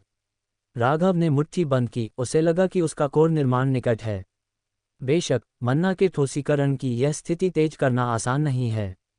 जब तक आप कोर निर्माण आध्यात्मिक वस्तुओं का सेवन नहीं करते, आप इस प्रक्रिया को तेज कर सकते हैं। हालांकि राघव को कोई जल्दी नहीं थी और वह कोर निर्माण आध्यात्मिक वस्तुओं का सेवन नहीं करेगा। वह चाहता था कि उसकी मन्ना स्वाभाविक रूप से और अपने आप ठोस हो। प्रवाह के साथ चलो। आखिरकार इस तरह उसकी कोर निर्माण की नींव अधिक परिपूर्ण होगी और वह एक अधिक मजबूत स्वर्ण मूल संघनित कर सकता था। वैसे भी उसे कोई जल्दी नहीं थी और उसके पास दांतियान की समुद्र में मन्ना के पूरी तरह ठोस होने का इंतजार करने के लिए पर्याप्त समय था। वह अब केवल 50 साल का था। एक आधार निर्माण संस्कारी के लिए ये वास्तव में बहुत छोटी उम्र थी। इसके साथ ही राघव ने अपना वर्चुअल पैनल खोला। मेजबान राघव। साधना आधार निर्माण के अंतिम चरण प्रगति 99%। जीवन अवधि 53,200 वर्ष। योग्यता 5वीं श्रेणी आध्यात्मिक जड़ 30%। तलवारबाजी तीसरा क्रम निचला श्रेणी 50%। रून दूसरा चरण मध्यम श्रेणी 70%। 7वां क्रम संरचना तीसरी कक्षा उच्च श्रेणी 99%। गोली मास्टर तीसरा क्रम निचला श्रेणी 60%। भूत रूपांतरण कौशल महान उपलब्धि 25%। 5 तत्वों की रसायन विद्या महान गुरु 25%। 7 रंध्र आत्मा रहस्य हृदय आंख पहचान हृदय आंख अंतर्दृष्टि हृदय आंख भाषा विज्ञान 75%। अग्नि गोला तकनीक महान गुरु 99%। पवन ब्लेड कला निपुण सुनहरी किरण कौशल निपुण बर्फीली ठंड कौशल निपुण वसंत हवा बारिश कौशल निपुण बिजली बुलाने का कौशल निपुण। ऑब्सेशन गो तीसरा क्रम उच्च वर्ग क्लोन गो दूसरा क्रम उच्च वर्ग वाइन बग दूसरा क्रम उच्च वर्ग गोल्ड ईटिंग बग दूसरा क्रम उच्च वर्ग बोकवम दूसरा क्रम उच्च वर्ग ड्रीम सोल गो तीसरा क्रम निचला वर्ग ड्रैगन एलिफेंट गो दूसरा क्रम उच्च वर्ग गोल्डन लाइट 1000 पॉइजन गो दूसरा क्रम उच्च वर्ग टेलीपोर्टेशन कीट दूसरा क्रम उच्च वर्ग एरे हॉट गो तीसरा क्रम उच्च वर्ग ऑब्जेक्ट खोज गो दूसरा क्रम उच्च वर्ग। बुरा नहीं, अपने वर्चुअल पैनल पर डेटा देखकर राघव बहुत संतुष्ट था। हालांकि पिछले 5 वर्षों के दौरान उसके अन्य साधना कौशल में ज़्यादा प्रगति नहीं हुई, क्योंकि उसने मुख्य रूप से अपनी साधना आगे बढ़ाने में समय बिताया, इसीलिए उसने इतनी जल्दी आधार निर्माण के शिखर पर प्रगति की। लेकिन कुछ प्रगति हुई थी। आखिरकार लंबे समय में छोटे छोटे कदम भी लंबे समय में महत्वपूर्ण प्रगति ला सकते हैं। क्लिक। इस समय राघव ने दरवाजा खोला, शांत कक्ष छोड़ दिया, बाहर की ताजी हवा में सांस लेते हुए खिंचाव किया। पति, क्या आपने अपना एकांत समाप्त कर लिया है? रुको, क्या आप आधार निर्माण के पूर्णता चरण तक पहुंच गए हैं? इस क्षण लेंग यूएक्सी संयोगवश शांत कक्ष से गुजरी। उसने राघव से रिस रही आभा को महसूस किया और वह अत्यधिक प्रसन्न हो गई। उसकी सुंदर आंखों ने प्रकाश उत्सर्जित किया और वह अत्यधिक उत्तेजित महसूस कर रही थी। बेशक वह राघव की आभा को महसूस करने में सक्षम थी, क्योंकि उसने भूत रूपांतरण कौशल का उपयोग नहीं किया था। नहीं तो लेंग यूएक्सी बिल्कुल भी इसका पता नहीं लगा पाती। ये सही है, राघव मुस्कुराया और सीधे स्वीकार किया। यह अद्भुत है, आप वास्तव में एक अद्वितीय प्रतिभा हैं। आप केवल 50 वर्ष के हैं और आप पहले ही आधार निर्माण की पूर्णता तक पहुंच गए हैं। पुराने दिनों में मैं केवल 80 साल की थी जब मैं इस क्षेत्र तक पहुंची। मैं विश्वास नहीं कर सकती कि आप कोर निर्माण शुरू करने वाले हैं। लेंग यूएक्सी अत्यधिक प्रसन्न थी और अवर्णनीय रूप से खुश महसूस कर रही थी। अगर राघव सफलतापूर्वक अपना कोर बना लेता तो अमरधुंध नगर को एक और स्वर्ण मूल मिल जाता, जिससे शहर की ताकत काफ़ी बढ़ जाती, जिससे हर तरह से बहुत फायदा होता। मुझे अभी एक लंबा रास्ता तय करना है, मैं अभी शुरुआत कर रहा हूँ। मैं अभी भी कोर निर्माण से बहुत दूर हूँ। आखिरकार कोर निर्माण के लिए 3 चरणों से गुजरना पड़ता है। मुझे सावधानी से कार्य करना चाहिए। राघव ने हाथ हिलाया, विनम्रतापूर्वक कहा। हालांकि कोर निर्माण की उसकी संभावनाएं 90% से अधिक थीं, सफलता मिलने तक कुछ भी निश्चित नहीं था। वह निश्चित रूप से लापरवाही नहीं करेगा किसी भी झटके को रोकने के लिए। मुझे परवाह नहीं है, आपकी प्रतिभाओं के साथ आप कोर निर्माण में सफल होने के लिए तैयार हैं। लेंग यूएक्सी ने उसकी परवाह नहीं की। उसे विश्वास था कि उसका पति एक देवता की तरह था जो मर्त्यलोक में उतरा था और कोर निर्माण उसके लिए एक आसान काम होगा। वह राघव की बांह से चिपक गई, लगभग अपने शरीर को उसके साथ मिलाने की इच्छा कर रही थी। ठीक है, मैं तुम्हारा शब्द लूंगा। राघव बल्कि असहाय था, लेकिन उसने लेंग यूएक्सी को रोकने का कोई इरादा नहीं किया। पति, क्यों न हम अमरधुंध नगर में एक सैर करें? ऐसा लगता है कि आप लंबे समय से पहाड़ से बाहर नहीं निकले हैं। लेंग यूएक्सी ने राघव पर लालसा भरी आंखों से सुझाव दिया। वह एक नश्वर जोड़े की तरह गलियों में घूमना चाहती थी। ठीक है। लेंग यूएक्सी की लालसा भरी अभिव्यक्ति देखकर राघव के पास मना करने का बिल्कुल कोई इरादा नहीं था। सच कहूं तो वह वास्तव में लंबे समय से अमरधुंध शिखर पर था, मुश्किल से कभी नीचे उतरता था। अमरधुंध नगर की एक यात्रा कोई बड़ी बात नहीं थी। आखिरकार यह अमरधुंध समुदाय का क्षेत्र था। कुछ अप्रत्याशित नहीं होगा, ये बहुत सुरक्षित था। वूश! कुछ ही समय में राघव और लेंग यूएक्सी अमरधुंध समुदाय के मुख्य आधार के पास एक विशाल शहर के पास पहुंच गए, जो वाटर स्टार आइलैंड के किनारे पर एक तटीय शहर था। बेशक दोनों ने भूत रूपांतरण कौशल का उपयोग किया था, अपनी उपस्थिति को साधारण लोगों के रूप में छुपाया था। अगर राघव और लेंग यूएक्सी अमरधुंध नगर में स्वयं के रूप में प्रकट होते तो यह निश्चित रूप से समुदाय के शिष्यों के बीच काफी हलचल पैदा करता और कई उनकी ओर झुंड बना लेते। यह उनके प्रारंभिक इरादे का खंडन करता। क्या अमरधुंध नगर इतना बड़ा हो गया है? अमरधुंध नगर में प्रवेश करते ही राघव ने चारों ओर देखा और पाया कि 5 साल पहले की तुलना में अमरधुंध नगर 10 गुना से अधिक विस्तारित हो गया लगता था। सभी दिशाओं में हलचल भरी गलियां थीं। हर जगह इमारतें उगाई थीं। गलियों में बहुत सारे संस्कारी थे, बहुत व्यस्त, अत्यधिक समृद्ध और जीवंत। कुछ तलवारें ले जा रहे थे, अन्य लौकी लटका रहे थे, कुछ तो विशाल जानवरों की सवारी भी कर रहे थे। संस्कारियों के प्रकार जितने विविध हो सकते थे उतने थे। ये दृश्य उसे पुराने मेघपुर नगर की याद दिला गया। हालांकि अमरधुंध नगर के संस्कारी उन दिनों मेघपुर नगर के संस्कारियों से कहीं अधिक मजबूत थे। क्यू साधना के अंतिम चरणों में कई संस्कारी थे और आधार निर्माण संस्कारी अब और फिर देखे जा सकते थे। यह एक सच्चा संस्कारियों का शहर लग रहा था। बेशक 5 साल पहले आपने और बहन लिन ने यू परिवार से हमला करने वाले 10 स्वर्ण मूल गुरुओं का सफाया कर दिया। उस घटना के बाद मूल रूप से पास के पानी में कोई भी गुट हमारे साथ प्रतिस्पर्धा नहीं कर सकता था। वे स्वर्ण मूल परिवार अपने स्वर्ण मूल गुरुओं को खोने के बाद सभी अपने द्वीपों में दुबके हुए हैं।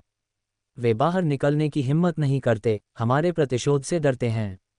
इसी वजह से अमरधुंध नगर ने इन 5 वर्षों में जबरदस्त विकास किया है। जनसंख्या 5 लाख तक पहुंच गई है और लगातार बढ़ रही है। बड़ी संख्या में संस्कारी भी बहुत सारे व्यावसायिक अवसर और विभिन्न साधना संसाधन लाए। आप कह सकते हैं अमरधुंध नगर इस क्षेत्र का सबसे बड़ा व्यापारिक शहर बन गया है। लेंग यूएक्सी ने गर्व से कहा। आखिरकार उसने अमरधुंध नगर के उदय को 0 से 5 लाख आबादी वाले शहर तक देखा था। ये पहले से ही एक चौंका देने वाला विकास था, क्योंकि ये 5 लाख संस्कारी हैं, नश्वर नहीं। दोनों में आकाश पाताल का अंतर है। ये कहा जा सकता है कि अमरधुंध नगर 3 प्रमुख समुदायों का सबसे बड़ा धन स्रोत बन गया है। हर साल वे शहर से लगातार संसाधन और आध्यात्मिक पत्थर प्राप्त कर सकते थे। इसके अलावा अमरधुंध समुदाय द्वारा अब अर्जित धन उससे भी अधिक है जो उनके पास अतीत में अमरधुंध द्वीप पर था।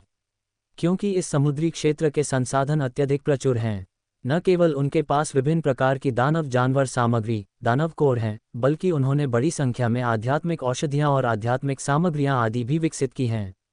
कुछ ही समय बाद स्पष्ट है कि राघव और लिन याजू का विवाह सफलतापूर्वक संपन्न हुआ।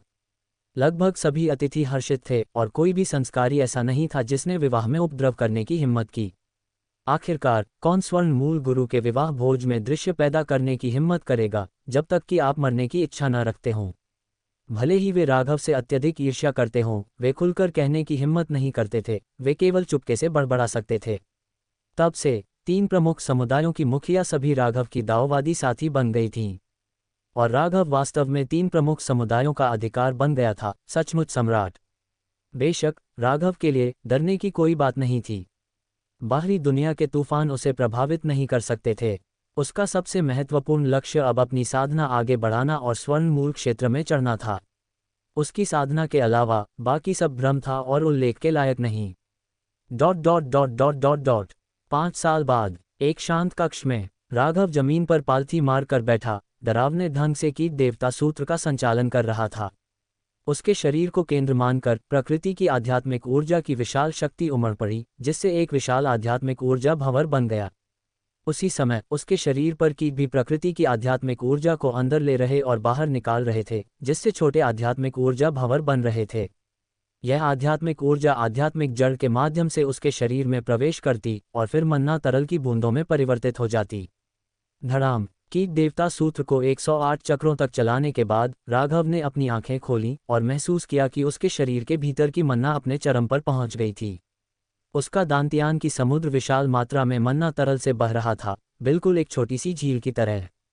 आधार निर्माण पूरा। आखिरकार आधार निर्माण के शिखर पर पहुंच गया। कीट देवता सूत्र 1000 बूंद मन्ना के साथ यह सीमा है। आधार निर्माण शिखर पर पहुंच गया और आगे प्रगति नहीं कर सकता। राघव मुस्कुराया। 5 साल तक कड़ी साधना करने के बाद लगातार आध्यात्मिक ऊर्जा को अंदर लेते और बाहर निकालते हुए अपने दाववादी साथियों के साथ दोहरी साधना के साथ उसने आखिरकार अपनी आंतरिक मन्ना को चरम तक बढ़ा दिया था, जो पूर्ण आधार निर्माण की स्थिति थी। उसने अपने शरीर में मन्ना तरल की 1000 बूंदों को महसूस किया। यह मूल रूप से उसके दांत्यान की समुद्र की समाहित करने की सीमा थी और इसे और बढ़ाना असंभव था। अगला कदम कोर निर्माण था। मैं अब 50 साल का हूँ, केवल 50 साल का, और पहले से ही आधार निर्माण के शिखर पर साधना कर चुका। यहाँ तक कि स्वर्गीय आध्यात्मिक जड़ वाले संस्कारी भी लगभग इसी गति से प्रगति करते हैं। राघव बहुत हर्षित मनोदशा में था। उसने महसूस किया कि उसके दांत्यान की समुद्र में मन्ना तरल की प्रत्येक बूंद लगातार ठोस होती जा रही थी, बिल्कुल तरल के बर्फ में बदलने की स्थिति की तरह। किंगमू समुदाय, अमरधुंद समुदाय और डैंडिंग गुड के कोर निर्माण के अनुभव के अनुसार ये कोर निर्माण के लिए बहुत लाभदायक और एक शुभ संकेत था। यह आत्म साधना का लाभ है। शरीर के भीतर की मन्ना फाउंडेशन पिल का उपयोग करके चढ़ने वाले संस्कारियों की तुलना में बहुत शुद्ध है, बिना किसी अशुद्धि के। अन्य आधार निर्माण संस्कारियों को अपने शरीर में अशुद्धियों को दूर करने के लिए आध्यात्मिक वस्तुओं का सेवन करना पड़ता है ताकि मन्ना ठोस हो सके। लेकिन मैं अलग हूँ। मुझे किसी आध्यात्मिक वस्तु का सेवन करने की आवश्यकता नहीं है, क्योंकि मेरे शरीर के भीतर की मन्ना बहुत शुद्ध है। ये स्वाभाविक रूप से ठोस होना शुरू हो जाती है। और अब तक मन्ना का ठोसीकरण 10% तक पहुंच गया है और यह प्रक्रिया अभी भी जारी है। जब मन्ना पूरी तरह से ठोस हो जाएगी, अधिकतम सीमा तक पहुंच जाएगी, तब कोर निर्माण शुरू करने का समय होगा। राघव ने मुट्ठी बंद की। उसे लगा कि उसका कोर निर्माण निकट है। बेशक मन्ना के ठोसीकरण की यह स्थिति तेज करना आसान नहीं है। जब तक आप कोर निर्माण आध्यात्मिक वस्तुओं का सेवन नहीं करते, आप इस प्रक्रिया को तेज कर सकते हैं। हालांकि राघव को कोई जल्दी नहीं थी और वह कोर निर्माण आध्यात्मिक वस्तुओं का सेवन नहीं करेगा। वह चाहता था कि उसकी मन्ना स्वाभाविक रूप से और अपने आप ठोस हो। प्रवाह के साथ चलो। आखिरकार इस तरह उसकी कोर निर्माण की नींव अधिक परिपूर्ण होगी और वह एक अधिक मजबूत स्वर्ण मूल संघनित कर सकता था। वैसे भी उसे कोई जल्दी नहीं थी और उसके पास दांत्यान की समुद्र में मन्ना के पूरी तरह ठोस होने का इंतजार करने के लिए पर्याप्त समय था। वह अब केवल 50 साल का था। एक आधार निर्माण संस्कारी के लिए ये वास्तव में बहुत छोटी उम्र थी। इसके साथ ही राघव ने अपना वर्चुअल पैनल खोला। मेजबान राघव। साधना आधार निर्माण के अंतिम चरण प्रगति 99%। जीवन अवधि 53,200 वर्ष। योग्यता 5वीं श्रेणी आध्यात्मिक जड़ 30%। तलवारबाजी तीसरा क्रम निचला श्रेणी 50%। रून दूसरा चरण मध्यम श्रेणी 70%। 7वां क्रम संरचना तीसरी कक्षा उच्च श्रेणी 99%। गोली मास्टर तीसरा क्रम निचला श्रेणी 60%। भूत रूपांतरण कौशल महान उपलब्धि 25%। 5 तत्वों की रसायन विद्या महान गुरु 25%। 7 रंध्र आत्मा रहस्य हृदय आंख पहचान हृदय आंख अंतर्दृष्टि हृदय आंख भाषा विज्ञान 75%। अग्नि गोला तकनीक महान गुरु 99%। पवन ब्लेड कला निपुण सुनहरी किरण कौशल निपुण बर्फीली ठंड कौशल निपुण वसंत हवा बारिश कौशल निपुण बिजली बुलाने का कौशल निपुण। ऑब्सेशन गो तीसरा क्रम उच्च वर्ग क्लोन गो दूसरा क्रम उच्च वर्ग वाइन बग दूसरा क्रम उच्च वर्ग गोल्ड ईटिंग बग दूसरा क्रम उच्च वर्ग बोकवम दूसरा क्रम उच्च वर्ग ड्रीम सोल गो तीसरा क्रम निचला वर्ग ड्रैगन एलिफेंट गो दूसरा क्रम उच्च वर्ग गोल्डन लाइट 1000 पॉइजन गो दूसरा क्रम उच्च वर्ग टेलीपोर्टेशन कीट दूसरा क्रम उच्च वर्ग एरे हॉट गो तीसरा क्रम उच्च वर्ग ऑब्जेक्ट खोज गो दूसरा क्रम उच्च वर्ग। बुरा नहीं। अपने वर्चुअल पैनल पर डेटा देखकर राघव बहुत संतुष्ट था। हालांकि पिछले 5 वर्षों के दौरान उसके अन्य साधना कौशल में ज़्यादा प्रगति नहीं हुई, क्योंकि उसने मुख्य रूप से अपनी साधना आगे बढ़ाने में समय बिताया, इसीलिए उसने इतनी जल्दी आधार निर्माण के शिखर पर प्रगति की। लेकिन कुछ प्रगति हुई थी। आखिरकार लंबे समय में छोटे छोटे कदम भी लंबे समय में महत्वपूर्ण प्रगति ला सकते हैं। क्लिक। इस समय राघव ने दरवाजा खोला, शांत कक्ष छोड़ दिया, बाहर की ताजी हवा में सांस लेते हुए खिंचाव किया। पति, क्या आपने अपना एकांत समाप्त कर लिया है? रुको, क्या आप आधार निर्माण के पूर्णता चरण तक पहुंच गए हैं? इस क्षण लेंग यूएक्सी संयोगवश शांत कक्ष से गुजरी। उसने राघव से रिस रही आभा को महसूस किया और वह अत्यधिक प्रसन्न हो गई। उसकी सुंदर आंखों ने प्रकाश उत्सर्जित किया और वह अत्यधिक उत्तेजित महसूस कर रही थी। बेशक वह राघव की आभा को महसूस करने में सक्षम थी, क्योंकि उसने भूत रूपांतरण कौशल का उपयोग नहीं किया था। नहीं तो लेंग यूएक्सी बिल्कुल भी इसका पता नहीं लगा पाती। ये सही है। राघव मुस्कुराया और सीधे स्वीकार किया। यह अद्भुत है। आप वास्तव में एक अद्वितीय प्रतिभा हैं। आप केवल 50 वर्ष के हैं और आप पहले ही आधार निर्माण की पूर्णता तक पहुंच गए हैं। पुराने दिनों में मैं केवल 80 साल की थी जब मैं इस क्षेत्र तक पहुंची। मैं विश्वास नहीं कर सकती कि आप कोर निर्माण शुरू करने वाले हैं।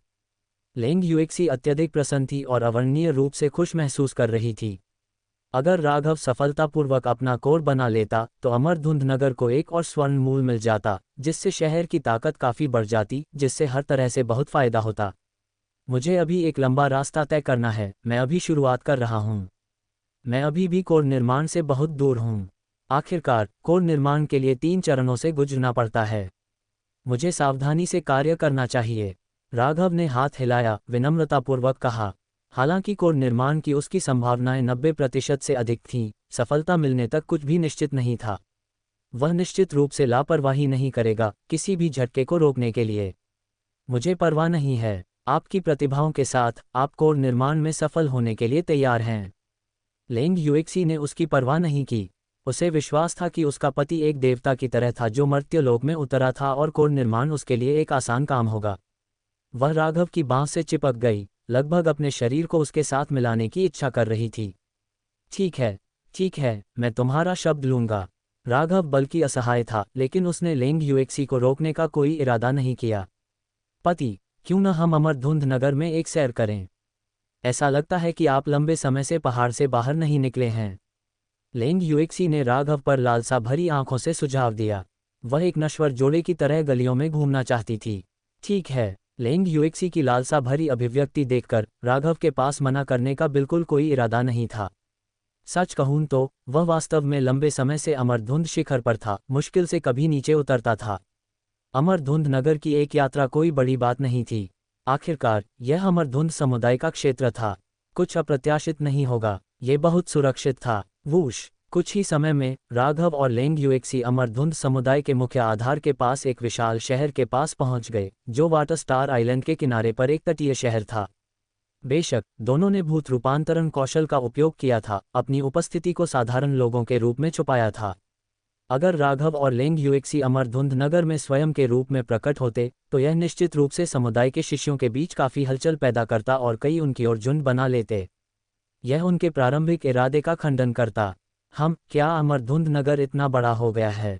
अमरधुंध नगर में प्रवेश करते ही राघव ने चारों ओर देखा और पाया कि 5 साल पहले की तुलना में अमरधुंध नगर 10 गुना से अधिक विस्तारित हो गया लगता था। सभी दिशाओं में हलचल भरी गलियां थीं। हर जगह इमारतें उगाई थीं। गलियों में बहुत सारे संस्कारी थे, बहुत व्यस्त, अत्यधिक समृद्ध और जीवंत। कुछ तलवारें ले जा रहे थे, अन्य लौकी लटका रहे थे, कुछ तो विशाल जानवरों की सवारी भी कर रहे थे। संस्कारियों के प्रकार जितने विविध हो सकते थे उतने थे। ये दृश्य उसे पुराने मेघपुर नगर की याद दिला गया। हालांकि अमरधुंध नगर के संस्कारी उन दिनों मेघपुर नगर के संस्कारियों से कहीं अधिक मजबूत थे। क्यू साधना के अंतिम चरणों में कई संस्कारी थे और आधार निर्माण संस्कारी अब और फिर देखे जा सकते थे। यह एक सच्चा संस्कारियों का शहर लग रहा था। बेशक 5 साल पहले आपने और बहन लिन ने यू परिवार से हमला करने वाले 10 स्वर्ण मूल गुरुओं का सफाया कर दिया। उस घटना के बाद मूल रूप से पास के पानी में कोई भी गुट हमारे साथ प्रतिस्पर्धा नहीं कर सकता था। वे स्वर्ण मूल परिवार अपने स्वर्ण मूल गुरुओं को खोने के बाद सभी अपने द्वीपों में दुबके हुए हैं। वे बाहर निकलने की हिम्मत नहीं करते, हमारे प्रतिशोध से डरते हैं। इसी वजह से अमरधुंध नगर ने इन 5 वर्षों में जबरदस्त विकास किया है। जनसंख्या 5 लाख तक पहुंच गई है और लगातार बढ़ रही है। बड़ी संख्या में संस्कारी भी बहुत सारे व्यावसायिक अवसर और विभिन्न साधना संसाधन लाए। आप कह सकते हैं अमरधुंध नगर इस क्षेत्र का सबसे बड़ा व्यापारिक शहर बन गया है। लेंग युएक्सी ने गर्व से कहा। आखिरकार उसने अमरधुंध नगर के उदय को 0 से 5 लाख आबादी वाले शहर तक देखा था। ये पहले से ही एक चौंका देने वाला विकास था, क्योंकि ये 5 लाख संस्कारी हैं, नश्वर नहीं। दोनों में आकाश पाताल का अंतर है। ये कहा जा सकता है कि अमरधुंध नगर 3 प्रमुख समुदायों का सबसे बड़ा धन स्रोत बन गया है। हर साल वे शहर से लगातार संसाधन और आध्यात्मिक पत्थर प्राप्त कर सकते थे। इसके अलावा अमरधुंध समुदाय द्वारा अब अर्जित धन उससे भी अधिक है जो उनके पास अतीत में अमरधुंध द्वीप पर था। क्योंकि इस समुद्री क्षेत्र के संसाधन अत्यधिक प्रचुर हैं, न केवल उनके पास विभिन्न प्रकार की दानव जानवर सामग्री, दानव कोर हैं, बल्कि उन्होंने बड़ी संख्या में आध्यात्मिक औषधियां और आध्यात्मिक सामग्रियां आदि भी विकसित की हैं। अमरधुंध द्वीप पर अप्राप्य आध्यात्मिक औषधियां अब समुद्री क्षेत्र में हर जगह देखी जा सकती हैं। इस वजह से अमरधुंध समुदाय की ताकत इस अवधि में काफ़ी बढ़ गई है, जिससे कई आधार निर्माण बुजुर्गों का उदय हुआ है। बाकी लोग कहाँ हैं? वे कहाँ चले गए हैं? राघव ने अपने अन्य साथियों के ठिकाने के बारे में पूछताछ की। बहन शेन अभी भी फायर स्टार आइलैंड पर हैं। वर्तमान में वह रसायन विद्या के प्रति आसक्त हैं। वह कई दिनों से रसायन कक्ष से बाहर नहीं निकली हैं। जहाँ तक बहन लिन की बात है, वह अभी भी एकांत साधना में हैं। लगता है कि वह अपनी स्वर्ण मूल साधना शक्ति को परिपूर्ण कर रही हैं ताकि अमर शिशु निर्माण की तैयारी कर सकें। बहन जी वर्तमान में अमरधुंध समुदाय में निवास कर रही हैं। तलवार शिखर की शिखर मास्टर के रूप में वह संभवतः तलवारबाजी में शिष्यों का मार्गदर्शन करती हैं। उनकी दूसरे क्रम की समझ की वर्तमान स्थिति को देखते हुए उनमें शिष्यों को सलाह देने की पर्याप्त क्षमता से अधिक है। बहन शिया अभी भी अरे शिखर पर 7वें क्रम संरचना ज्ञान के अध्ययन में लगी हुई हैं। हाल ही में उन्हें संरचनाओं के बारे में गहन अंतर्दृष्टि प्राप्त हुई। इस प्रक्रिया में अमरधुंध समुदाय को कई दूसरे क्रम संरचनाएं बनाने में मदद मिली। अंत में बहन मू हमारे अमरधुंध समुदाय की सबसे फॉर्मर तावीज मास्टर हैं।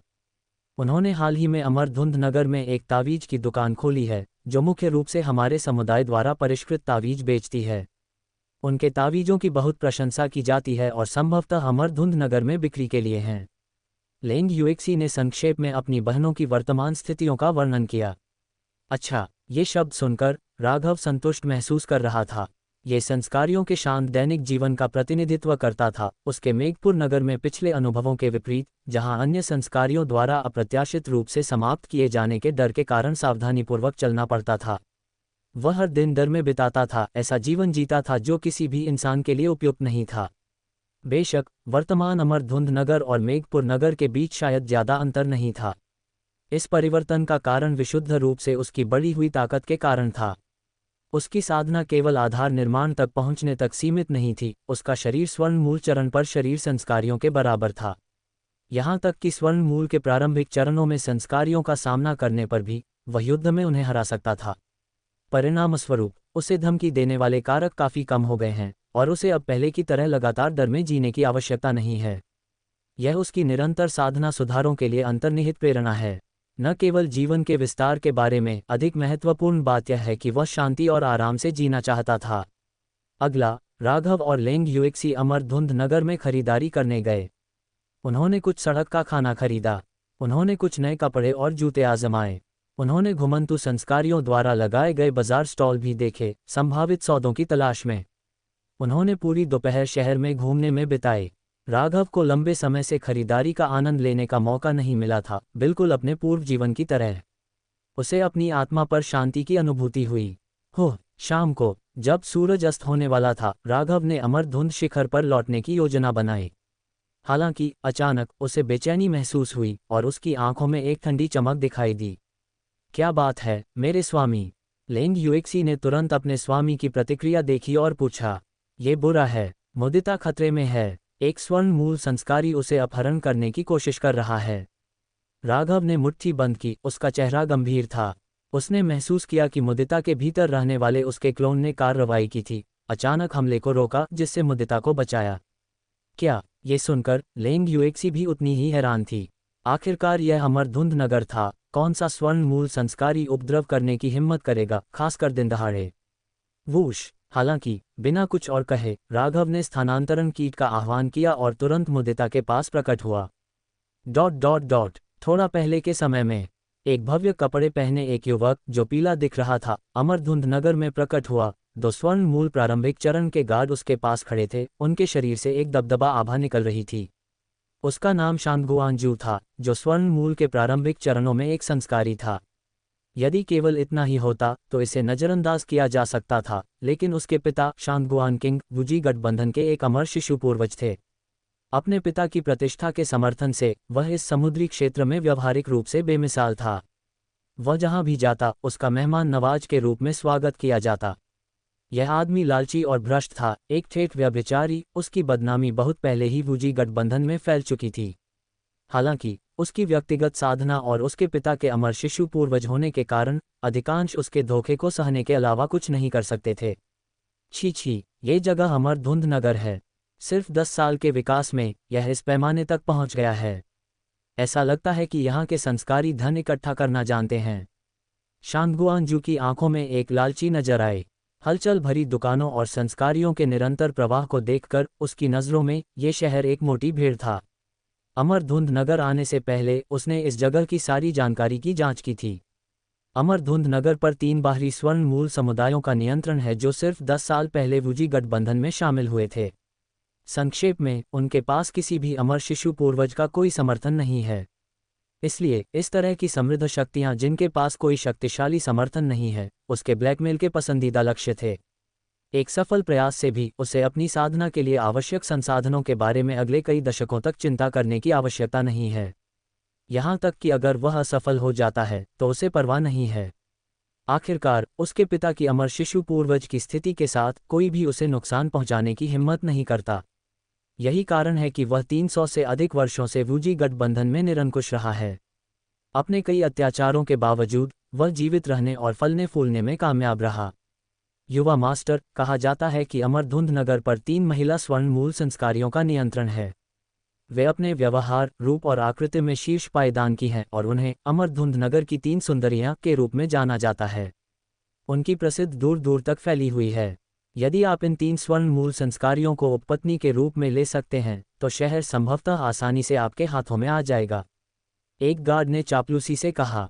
वह स्वर्ण मूल के प्रारंभिक चरण का संस्कारी था जिसका नाम झांगवेन था, जो अमर शिशु पूर्वज शांगगुआनकिंग के अधीनस्थ था, जिसे शांगगुआनजू की रक्षा के लिए नियुक्त किया गया था। लेकिन मैंने सुना है कि उनके पहले से ही दाववादी साथी हैं। एक अन्य स्वर्ण मूल गार्ड ने कहा। उसका नाम लीहू था और वह भी स्वर्ण मूल के प्रारंभिक चरण का संस्कारी था। दाववादी साथी, क्या ये बेहतर नहीं है? जो मैं सबसे अधिक प्यार करता हूं वे हैं महिला संस्कारी जिनके दाववादी साथी हैं। अगर उसके पास नहीं होता तो मुझे उसे पसंद नहीं आता। शांगगुआनजू की आंखें अचानक चमक उठीं। वह काफी रोमांचित महसूस कर रहा था। उसने अपने पिता अमर शिशु पूर्वज शांगगुआनकिंग के चरित्र को विरासत में लिया था, जो एक कामुक था। उसने 100 से अधिक महिला संस्कारियों को छीन लिया था। जिन साथियों को छीन लिया गया था उनके पुरुष संस्कारी गुस्से में एक शब्द भी कहने की हिम्मत नहीं करते थे। आखिरकार अमर शिशु पूर्वज के समर्थन से कौन शिकायत करने की हिम्मत करेगा? युवा मास्टर, हमें शायद इसके लिए लंबी अवधि की योजना बनाने की आवश्यकता है। आखिरकार वे महिला स्वर्ण मूल संस्कारी हैं जिनकी शक्ति को कम नहीं आंका जा सकता। गार्ड ली हू ने सलाह दी। उसे स्वर्ण मूल महिलाओं के विचारों की परवाह नहीं थी, वह केवल अपने युवा मास्टर के घायल होने से डरता था। आखिरकार अगर स्वर्ण मूल की महिला संस्कारी वास्तव में नाराज हो गईं और मरने मारने पर उतर आईं तो युवा मास्टर की भी हत्या हो सकती है। हालांकि कुछ लोग अमर शिशु पूर्वज के प्रति सतर्क रहेंगे, अन्य लोग परवाह नहीं करेंगे। इस विशाल समुद्र में कुछ भी हो सकता है। चिंता मत करो, इस तरह की चीज रसायन विद्या की तरह है, इसके लिए पहले से तैयारी की आवश्यकता होती है। निरपेक्ष निश्चितता के बिना मैं अचानक कैसे कार्य कर सकता हूँ? शांगगुआनजू मुस्कुराया। हालांकि वह एक लाडला युवा मास्टर था, इसका मतलब यह नहीं था कि वह मूर्ख था। अगर दूसरा पक्ष वास्तव में आसानी से उकसाने वाला नहीं था तो वह अचानक आगे नहीं भागता और अपनी जान बर्बाद करता। युवा मास्टर, उस तावीज की दुकान को देखो। ऐसा लगता है कि अंदर की मालकिन भी एक महान सुंदरता है। ठीक उसी समय गार्ड झांगवेन उत्साहित होकर बोला, दूर एक विशाल तावीज की दुकान की ओर देख रहा था। दुकान के अंदर कोई और नहीं बल्कि एक सुंदर महिला मुदिता चारों ओर घूम रही थी। उसने एक बैंगनी लंबी पोशाक पहन रखी थी जो उसकी उत्कृष्ट आकृति को उजागर करती थी। उसकी त्वचा बर्फ जैसी गोरी थी और वह लुभावनी सुंदर थी। खासकर लंबे समय तक साधना के बाद उसके चेहरे पर मनमोहक आकर्षण का एक संकेत था, बिल्कुल एक पका हुआ आड़ू जैसा दिखता था।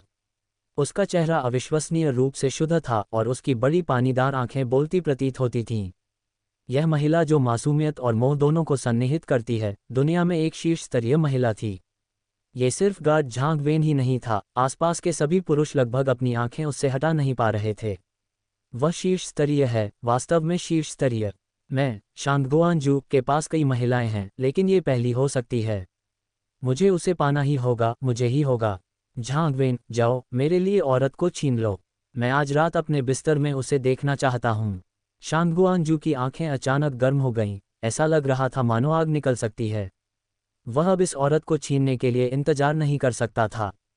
उसे लंबे समय से इतनी उत्तेजना नहीं हुई थी। हालांकि वह इस औरत की उत्पत्ति नहीं जानता था, लेकिन उसने परवाह नहीं की। आखिरकार कोई भी उसके पिता अमर शिशु पूर्वज से आगे नहीं बढ़ सकता। बुरा है। अंगरक्षक झांग वेन के पसीने छूट गए।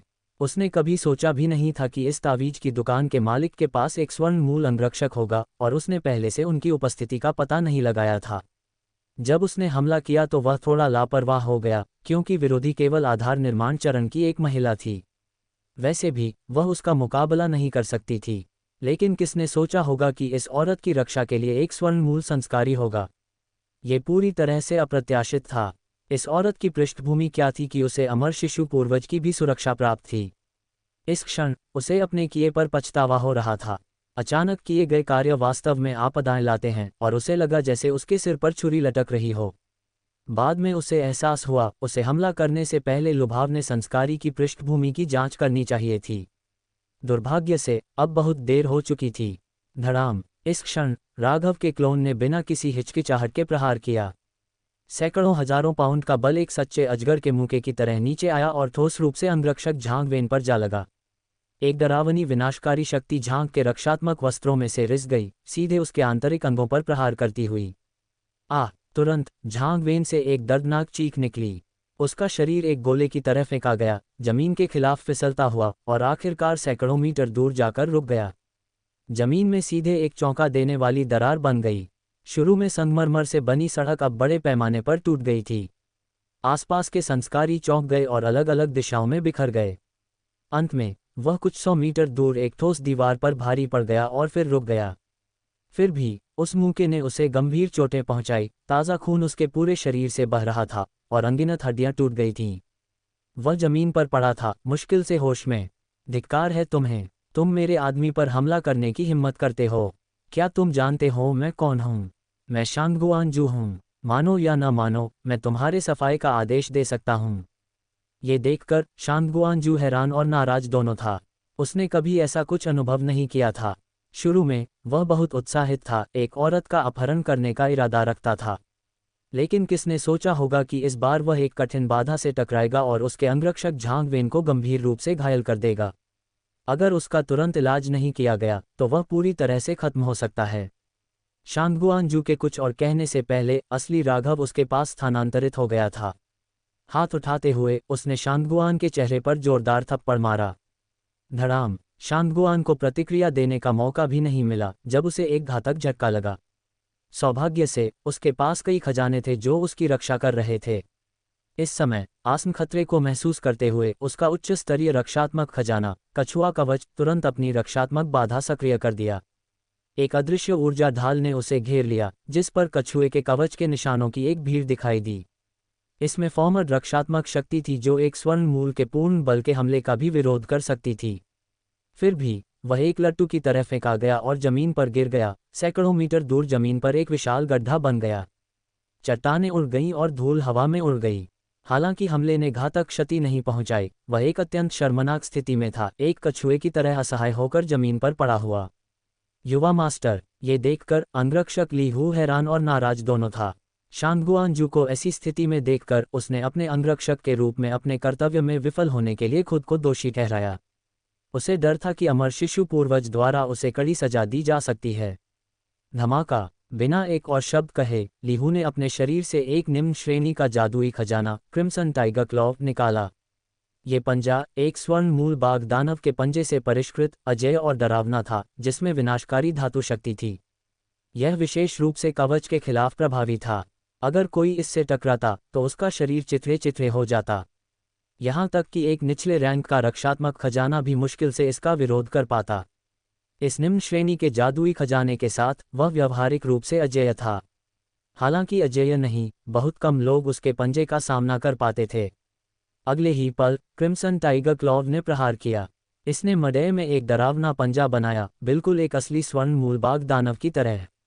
यह एक मजबूत घातक आभा के साथ चमका, जिसने कई मील के आसपास के इलाके को घेर लिया। आसपास के संस्कारी डर से कांपने लगे और पीछे हटते रहे। वे नजदीक आने की हिम्मत नहीं कर रहे थे। आखिरकार ये स्वर्ण मूल संस्कारियों के बीच की लड़ाई थी। जो कोई भी दुर्घटनावश या जानबूझकर पास आता, वह झटके से मारा जाता और टुकड़े टुकड़े हो जाता। वूश! हालांकि राघव का शरीर लगभग एक स्वर्ण मूल शरीर संस्कारी जितना मजबूत था और उसके भीतर ड्रैगन एलिफेंट ब्लडलाइन थी, वह दुश्मन से टकराने का दुस्साहस नहीं करता। अपने स्थानांतरण कीट का उपयोग करते हुए वह तुरंत ली हू के पीछे चला गया। क्या? ली हू हैरान रह गया। उसने कभी उम्मीद नहीं की थी कि रहस्यमय संस्कारी की गति इतनी पागलपन भरी होगी। यह इतनी तेज थी कि यह एक अमर शिशु पूर्वज के स्थानांतरण के बराबर थी। इस क्षण उसके लिए अपने हमले को बदलना बहुत देर हो चुकी थी। धड़ाम! पंजा हवा में लगा और दूर की एक इमारत तुरंत विस्फोटित हो गई। ऐसा लग रहा था मानो एक सर्वशक्तिमान दानव आकाश से उतरा हो और उस इमारत को कुचल दिया हो, जो 1 दर्जन से अधिक मंजिल ऊंची थी, एक ही पंजे से। शुक्र है आसपास के संस्कारी पहले ही भाग चुके थे, नहीं तो इस एक हमले में दर्जनों लोग मारे जाते। डरावनी की पृथ्वी पर बह गई, एक लुभावनी खाई बना दी। चट्टानें उड़ रही थीं और धूल हर जगह उड़ रही थी। मारो! राघव की अभिव्यक्ति अपरिवर्तित रही। उसके हाथ में एक उड़ने वाली तलवार दिखाई दी और उसकी विशाल मन्ना ने उड़ने वाली तलवार में शक्ति भर दी। ट्रू ड्रैगन स्वॉर्ड टेक्निक की चौथी चाल ड्रैगन राइजेस। इस क्षण ट्रू ड्रैगन स्वॉर्ड इंटेंट की एक लहर फूट पड़ी। उसके पीछे एक सच्चे अजगर की छवि भौतिक होती प्रतीत हुई। ऐसा लग रहा था मानो एक प्राचीन सच्चा अजगर मर्त्यलोक में उतर आया हो। वूश! जैसे ही तलवार आगे बढ़ी, उसकी चमक बिजली की तरह चमकी, इतनी तेज कि दिव्य भावना भी नहीं पकड़ पाई। अगले ही पल यह अंगरक्षकों में से एक लीहू से टकरा गई। ये कैसे संभव है? यह आदमी आखिर है कौन? वह इतना शक्तिशाली कैसे हो सकता है? लीहू की आंखें फैल गईं, उसकी पुतलियों में एक भयभीत नज़र दिखाई दी। उसकी निराशा के लिए उसने अपने निचले स्तरीय रक्षात्मक कवच को कागज जैसा पाया। इस तीव्र रूप से इंटेंस तलवार की द्वारा आसानी से छेद दिया गया। उसके पेट में एक बड़ा खूनी छेद दिखाई दिया। खून एक मुक्त बहते स्रोत की तरह बह निकला। एक थट के साथ उसका शरीर जमीन पर गिर गया, अपनी लगभग सारी लड़ने की क्षमता खो चुका था। हालांकि स्वर्ण मूल संस्कारी के मजबूत जीवन शक्ति के कारण वह अभी तक मरा नहीं था। पति, आप इतने शक्तिशाली हैं। इस क्षण लेंग युएक्सी आखिरकार आ गई। उसने अपने पति राघव को देखा था, जिसने अपनी कलाई के एक झटके से स्वर्ण मूल के प्रारंभिक चरण के एक संस्कारी को गंभीर रूप से घायल कर दिया था। हालांकि उसके पति ने पहाड़ों में सालों साधना की है, किसी भी जोखिम या लड़ाई से बचना पसंद करते हैं। दुनिया का मानना था कि उसके पति को लड़ना पसंद नहीं था और मुख्य रूप से खुद को एक संरचना मास्टर और रसायन विद्या मास्टर के रूप में पहचानते थे। दूसरों को पता नहीं था उसकी लड़ाई की प्रतिभा अत्यधिक उच्च थी। आधार निर्माण के शिखर पर एक संस्कारी के रूप में उसने आसानी से स्वर्ण मूल संस्कारी को कुचल दिया। यह उपलब्धि अकेले ही साधना दुनिया के इतिहास में उसका नाम दर्ज कराने के लिए पर्याप्त होगी। ऐसी लड़ाई की क्षमता अत्यधिक एग्जैजरेटेड थी और कल्पना से परे थी। मरो! इस क्षण शांगगुआनजू को आखिरकार अपनी दुर्दशा का एहसास हुआ। अपने 2 स्वर्ण मूल अंगरक्षकों को आधे मरे हुए देखकर उसे एहसास हुआ कि उसने एक कठिन विरोधी से उलझ गया है। उसका चेहरा विकृत हो गया क्योंकि उसने अपने कब्जे से अपना दूसरा उच्च स्तरीय कलाकृति शैडोलेस नीडल निकाल लिया। ये 5 धातुओं के सार से बनाई गई थी। अपने वेग में कोई निशान या छाया नहीं छोड़ती, ये व्यक्तियों को अदृश्य नुकसान पहुंचाने में सक्षम थी। इसके अलावा यह विशेष रूप से सभी प्रकार के रक्षात्मक कलाकृतियों में घुस जाती थी, फरोशसली मारती हुई। इस उच्च स्तरीय कलाकृति का उपयोग करके उसने अनगिनत जानें ले ली थीं। यहाँ तक कि एक मध्य चरण स्वर्ण मूल संस्कारी भी संभावित रूप से शैडोलेस नीडल के संपर्क में आते ही तुरंत मारा जा सकता था अगर वे ऑफ गार्ड पकड़ा जाता। वूश! एक पल में शांगगुआनजू ने शैडोलेस नीडल को राघव की ओर निर्देशित किया, अपना हमला शुरू किया। मडे में एक सिल्वरी ठंडक चुपचाप शून्य में विलीन हो गई। इसकी गति फेनोमेनली तेज थी। एक पलक झपकते ही ये राघव के पक्ष तक पहुंच गई। ऐसा लग रहा था कि यह सीधे राघव को लगेगी, लेकिन राघव ने शांगगुआनजू की हरकतों को बहुत पहले ही महसूस कर लिया था। वह पूरी तरह से एंटिसिपेट कर सकता था कि शांगगुआनजू आगे क्या करने वाला है। उसकी असाधारण हृदय आंखों की शक्ति के लिए धन्यवाद, जो दिव्य भावना से भी अधिक फॉर्मट थी, जिससे वह अपने आसपास पर नजर रख सकता था। शांगगुआनजू की चुपके वाली चालें उसे धोखा नहीं दे सकती थीं। स्वूश! राघव ने स्थानांतरण कीट को सक्रिय किया। एक चमक में उसने शांगगुआनजू के हमले से बचा लिया। धमाका! शैडोलेस नीडल ने तुरंत एक दूर की इमारत को मारा। ऊंची इमारत तुरंत प्रभाव से उड़ा दी गई। पारदर्शी ऊर्जा के अनगिनत निशान फूट पड़े, इमारत को एक मधुमक्खी के छत्ते के गठन में बदल दिया। बस एक पल में पूरी इमारत खंडहर में बदल गई। अब कोई उच्च स्तरीय कलाकृति शैडोलेस नीडल की शक्ति की कल्पना कर सकता है। अगर यह किसी पहाड़ पर लगती तो यह आसानी से तुरंत टूट सकती थी। उच्च स्तरीय कलाकृतियों में इसकी घातकता सबसे अच्छी में से एक मानी जाती थी। असंभव! तुम मेरी शेडोलेस नीडल से कैसे बच सकते हो? शांगुआन जू एक पल के लिए स्तब्ध रह गया। पहले जब वह इस कलाकृति का उपयोग करता था तो वह हमेशा अजेय रहता था। अक्सर उसके दुश्मन उसकी अदृश्य सुई से तुरंत मर जाते थे, बिना कोई प्रतिरोध किए। लेकिन अब उसके वर्तमान विरोधी ने उसकी अगली चाल का अनुमान लगाया प्रतीत हुआ और आसानी से उसके हमले से बच गया। उसने जल्दी से महसूस किया कि सामने वाला दुश्मन उन संस्कारियों की तुलना में बेमिसाल था जिनका उसने पहले सामना किया था। हालांकि राघव के पास शांगुआन जू द्वारा कही गई किसी भी बात का जवाब देने का कोई इरादा नहीं था। अपनी उड़ने वाली तलवार पकड़े हुए उसने फिर से ट्रू ड्रैगन स्वॉर्ड आर्ट को प्रकट किया, सीधे शांगुआन जू पर निशाना साधते हुए। True dragon sword intent. इस क्षण ये तलवार पहले से कई गुना अधिक डरावनी ने तलवार की और तलवार इंटेंट दोनों को मिला दिया, एक भयानक तलवार रोशनी बनाते हुए। अदम्य, ये शैडोलेस नीडल से भी अधिक डरावनी थी, मानो एक सच्चा अजगर गरज रहा हो। थर्ड, सिर्फ एक तलवार के वार से शांगुआन जू के पास मूल रूप से लगा उच्च स्तरीय रक्षात्मक कलाकृति हुआन कछुआ का वक्त तुरंत टुकड़े टुकड़े हो गया। पूरी ऊर्जा ढाल टूट गई और एक शक्तिशाली प्रभाव प्राप्त करने के बाद उसे क्रूरतापूर्वक जमीन पर पटक दिया गया। उसने तुरंत एक गहरा गड्ढा बना दिया। एक फुहार के साथ उसने मुंह भर खून थूक दिया। एक अभूतपूर्व शक्ति से पीड़ित उसके सभी आंतरिक अंग गंभीर रूप से घायल हो गए। इस क्षण शांगुआन जू को आखिरकार समझ आया कि डर क्या होता है। एक ठंडक उसके पैरों के तलवों से सिर के मुकुट तक उठी। सामने खड़ा आदमी उसे मारने का इरादा रखता था। समस्या थी, वह अमर शिशु पूर्वज का बेटा था, एक स्वर्ण मूल प्रारंभिक चरण संस्कारी। उसके आगे जीवन भर की संभावना थी, अमर शिशु पूर्वज या यहाँ तक कि अमर शिशु बुजुर्ग बनने की संभावना। अभी भी बहुत सारा धन और गौरव था जिसका आनंद लेना बाकी था। वह यहाँ कैसे मर सकता था? नहीं, मुझे मत मारो, मैं शांगुआन जू हूँ, वुजी गठबंधन के अमर शिशु पूर्वज शांगुआन किंग का बेटा। अगर तुम मुझे मारोगे तो मेरे पिता, यहाँ तक कि वुजी गठबंधन भी निश्चित रूप से तुम्हारा शिकार करेगा। भले ही तुम पृथ्वी के छोर तक भाग जाओ, तुम एक डेड एंड से मिलोगे। क्या तुम समझे? शांगुआन जू ने धमकी दी, डर से कांपते हुए, अपने अमर शिशु पूर्वज पिता की स्थिति को अपना आखिरी हथियार बनाते हुए। तो क्या हुआ अगर यह अमर शिशु पूर्वज है? कैंगलान समुद्री क्षेत्र इतना विशाल है, छिपने के लिए बहुत सारी जगहें हैं। अमर शिशु पूर्वज हमें कुछ भी कर ले नहीं ढूंढ सकता।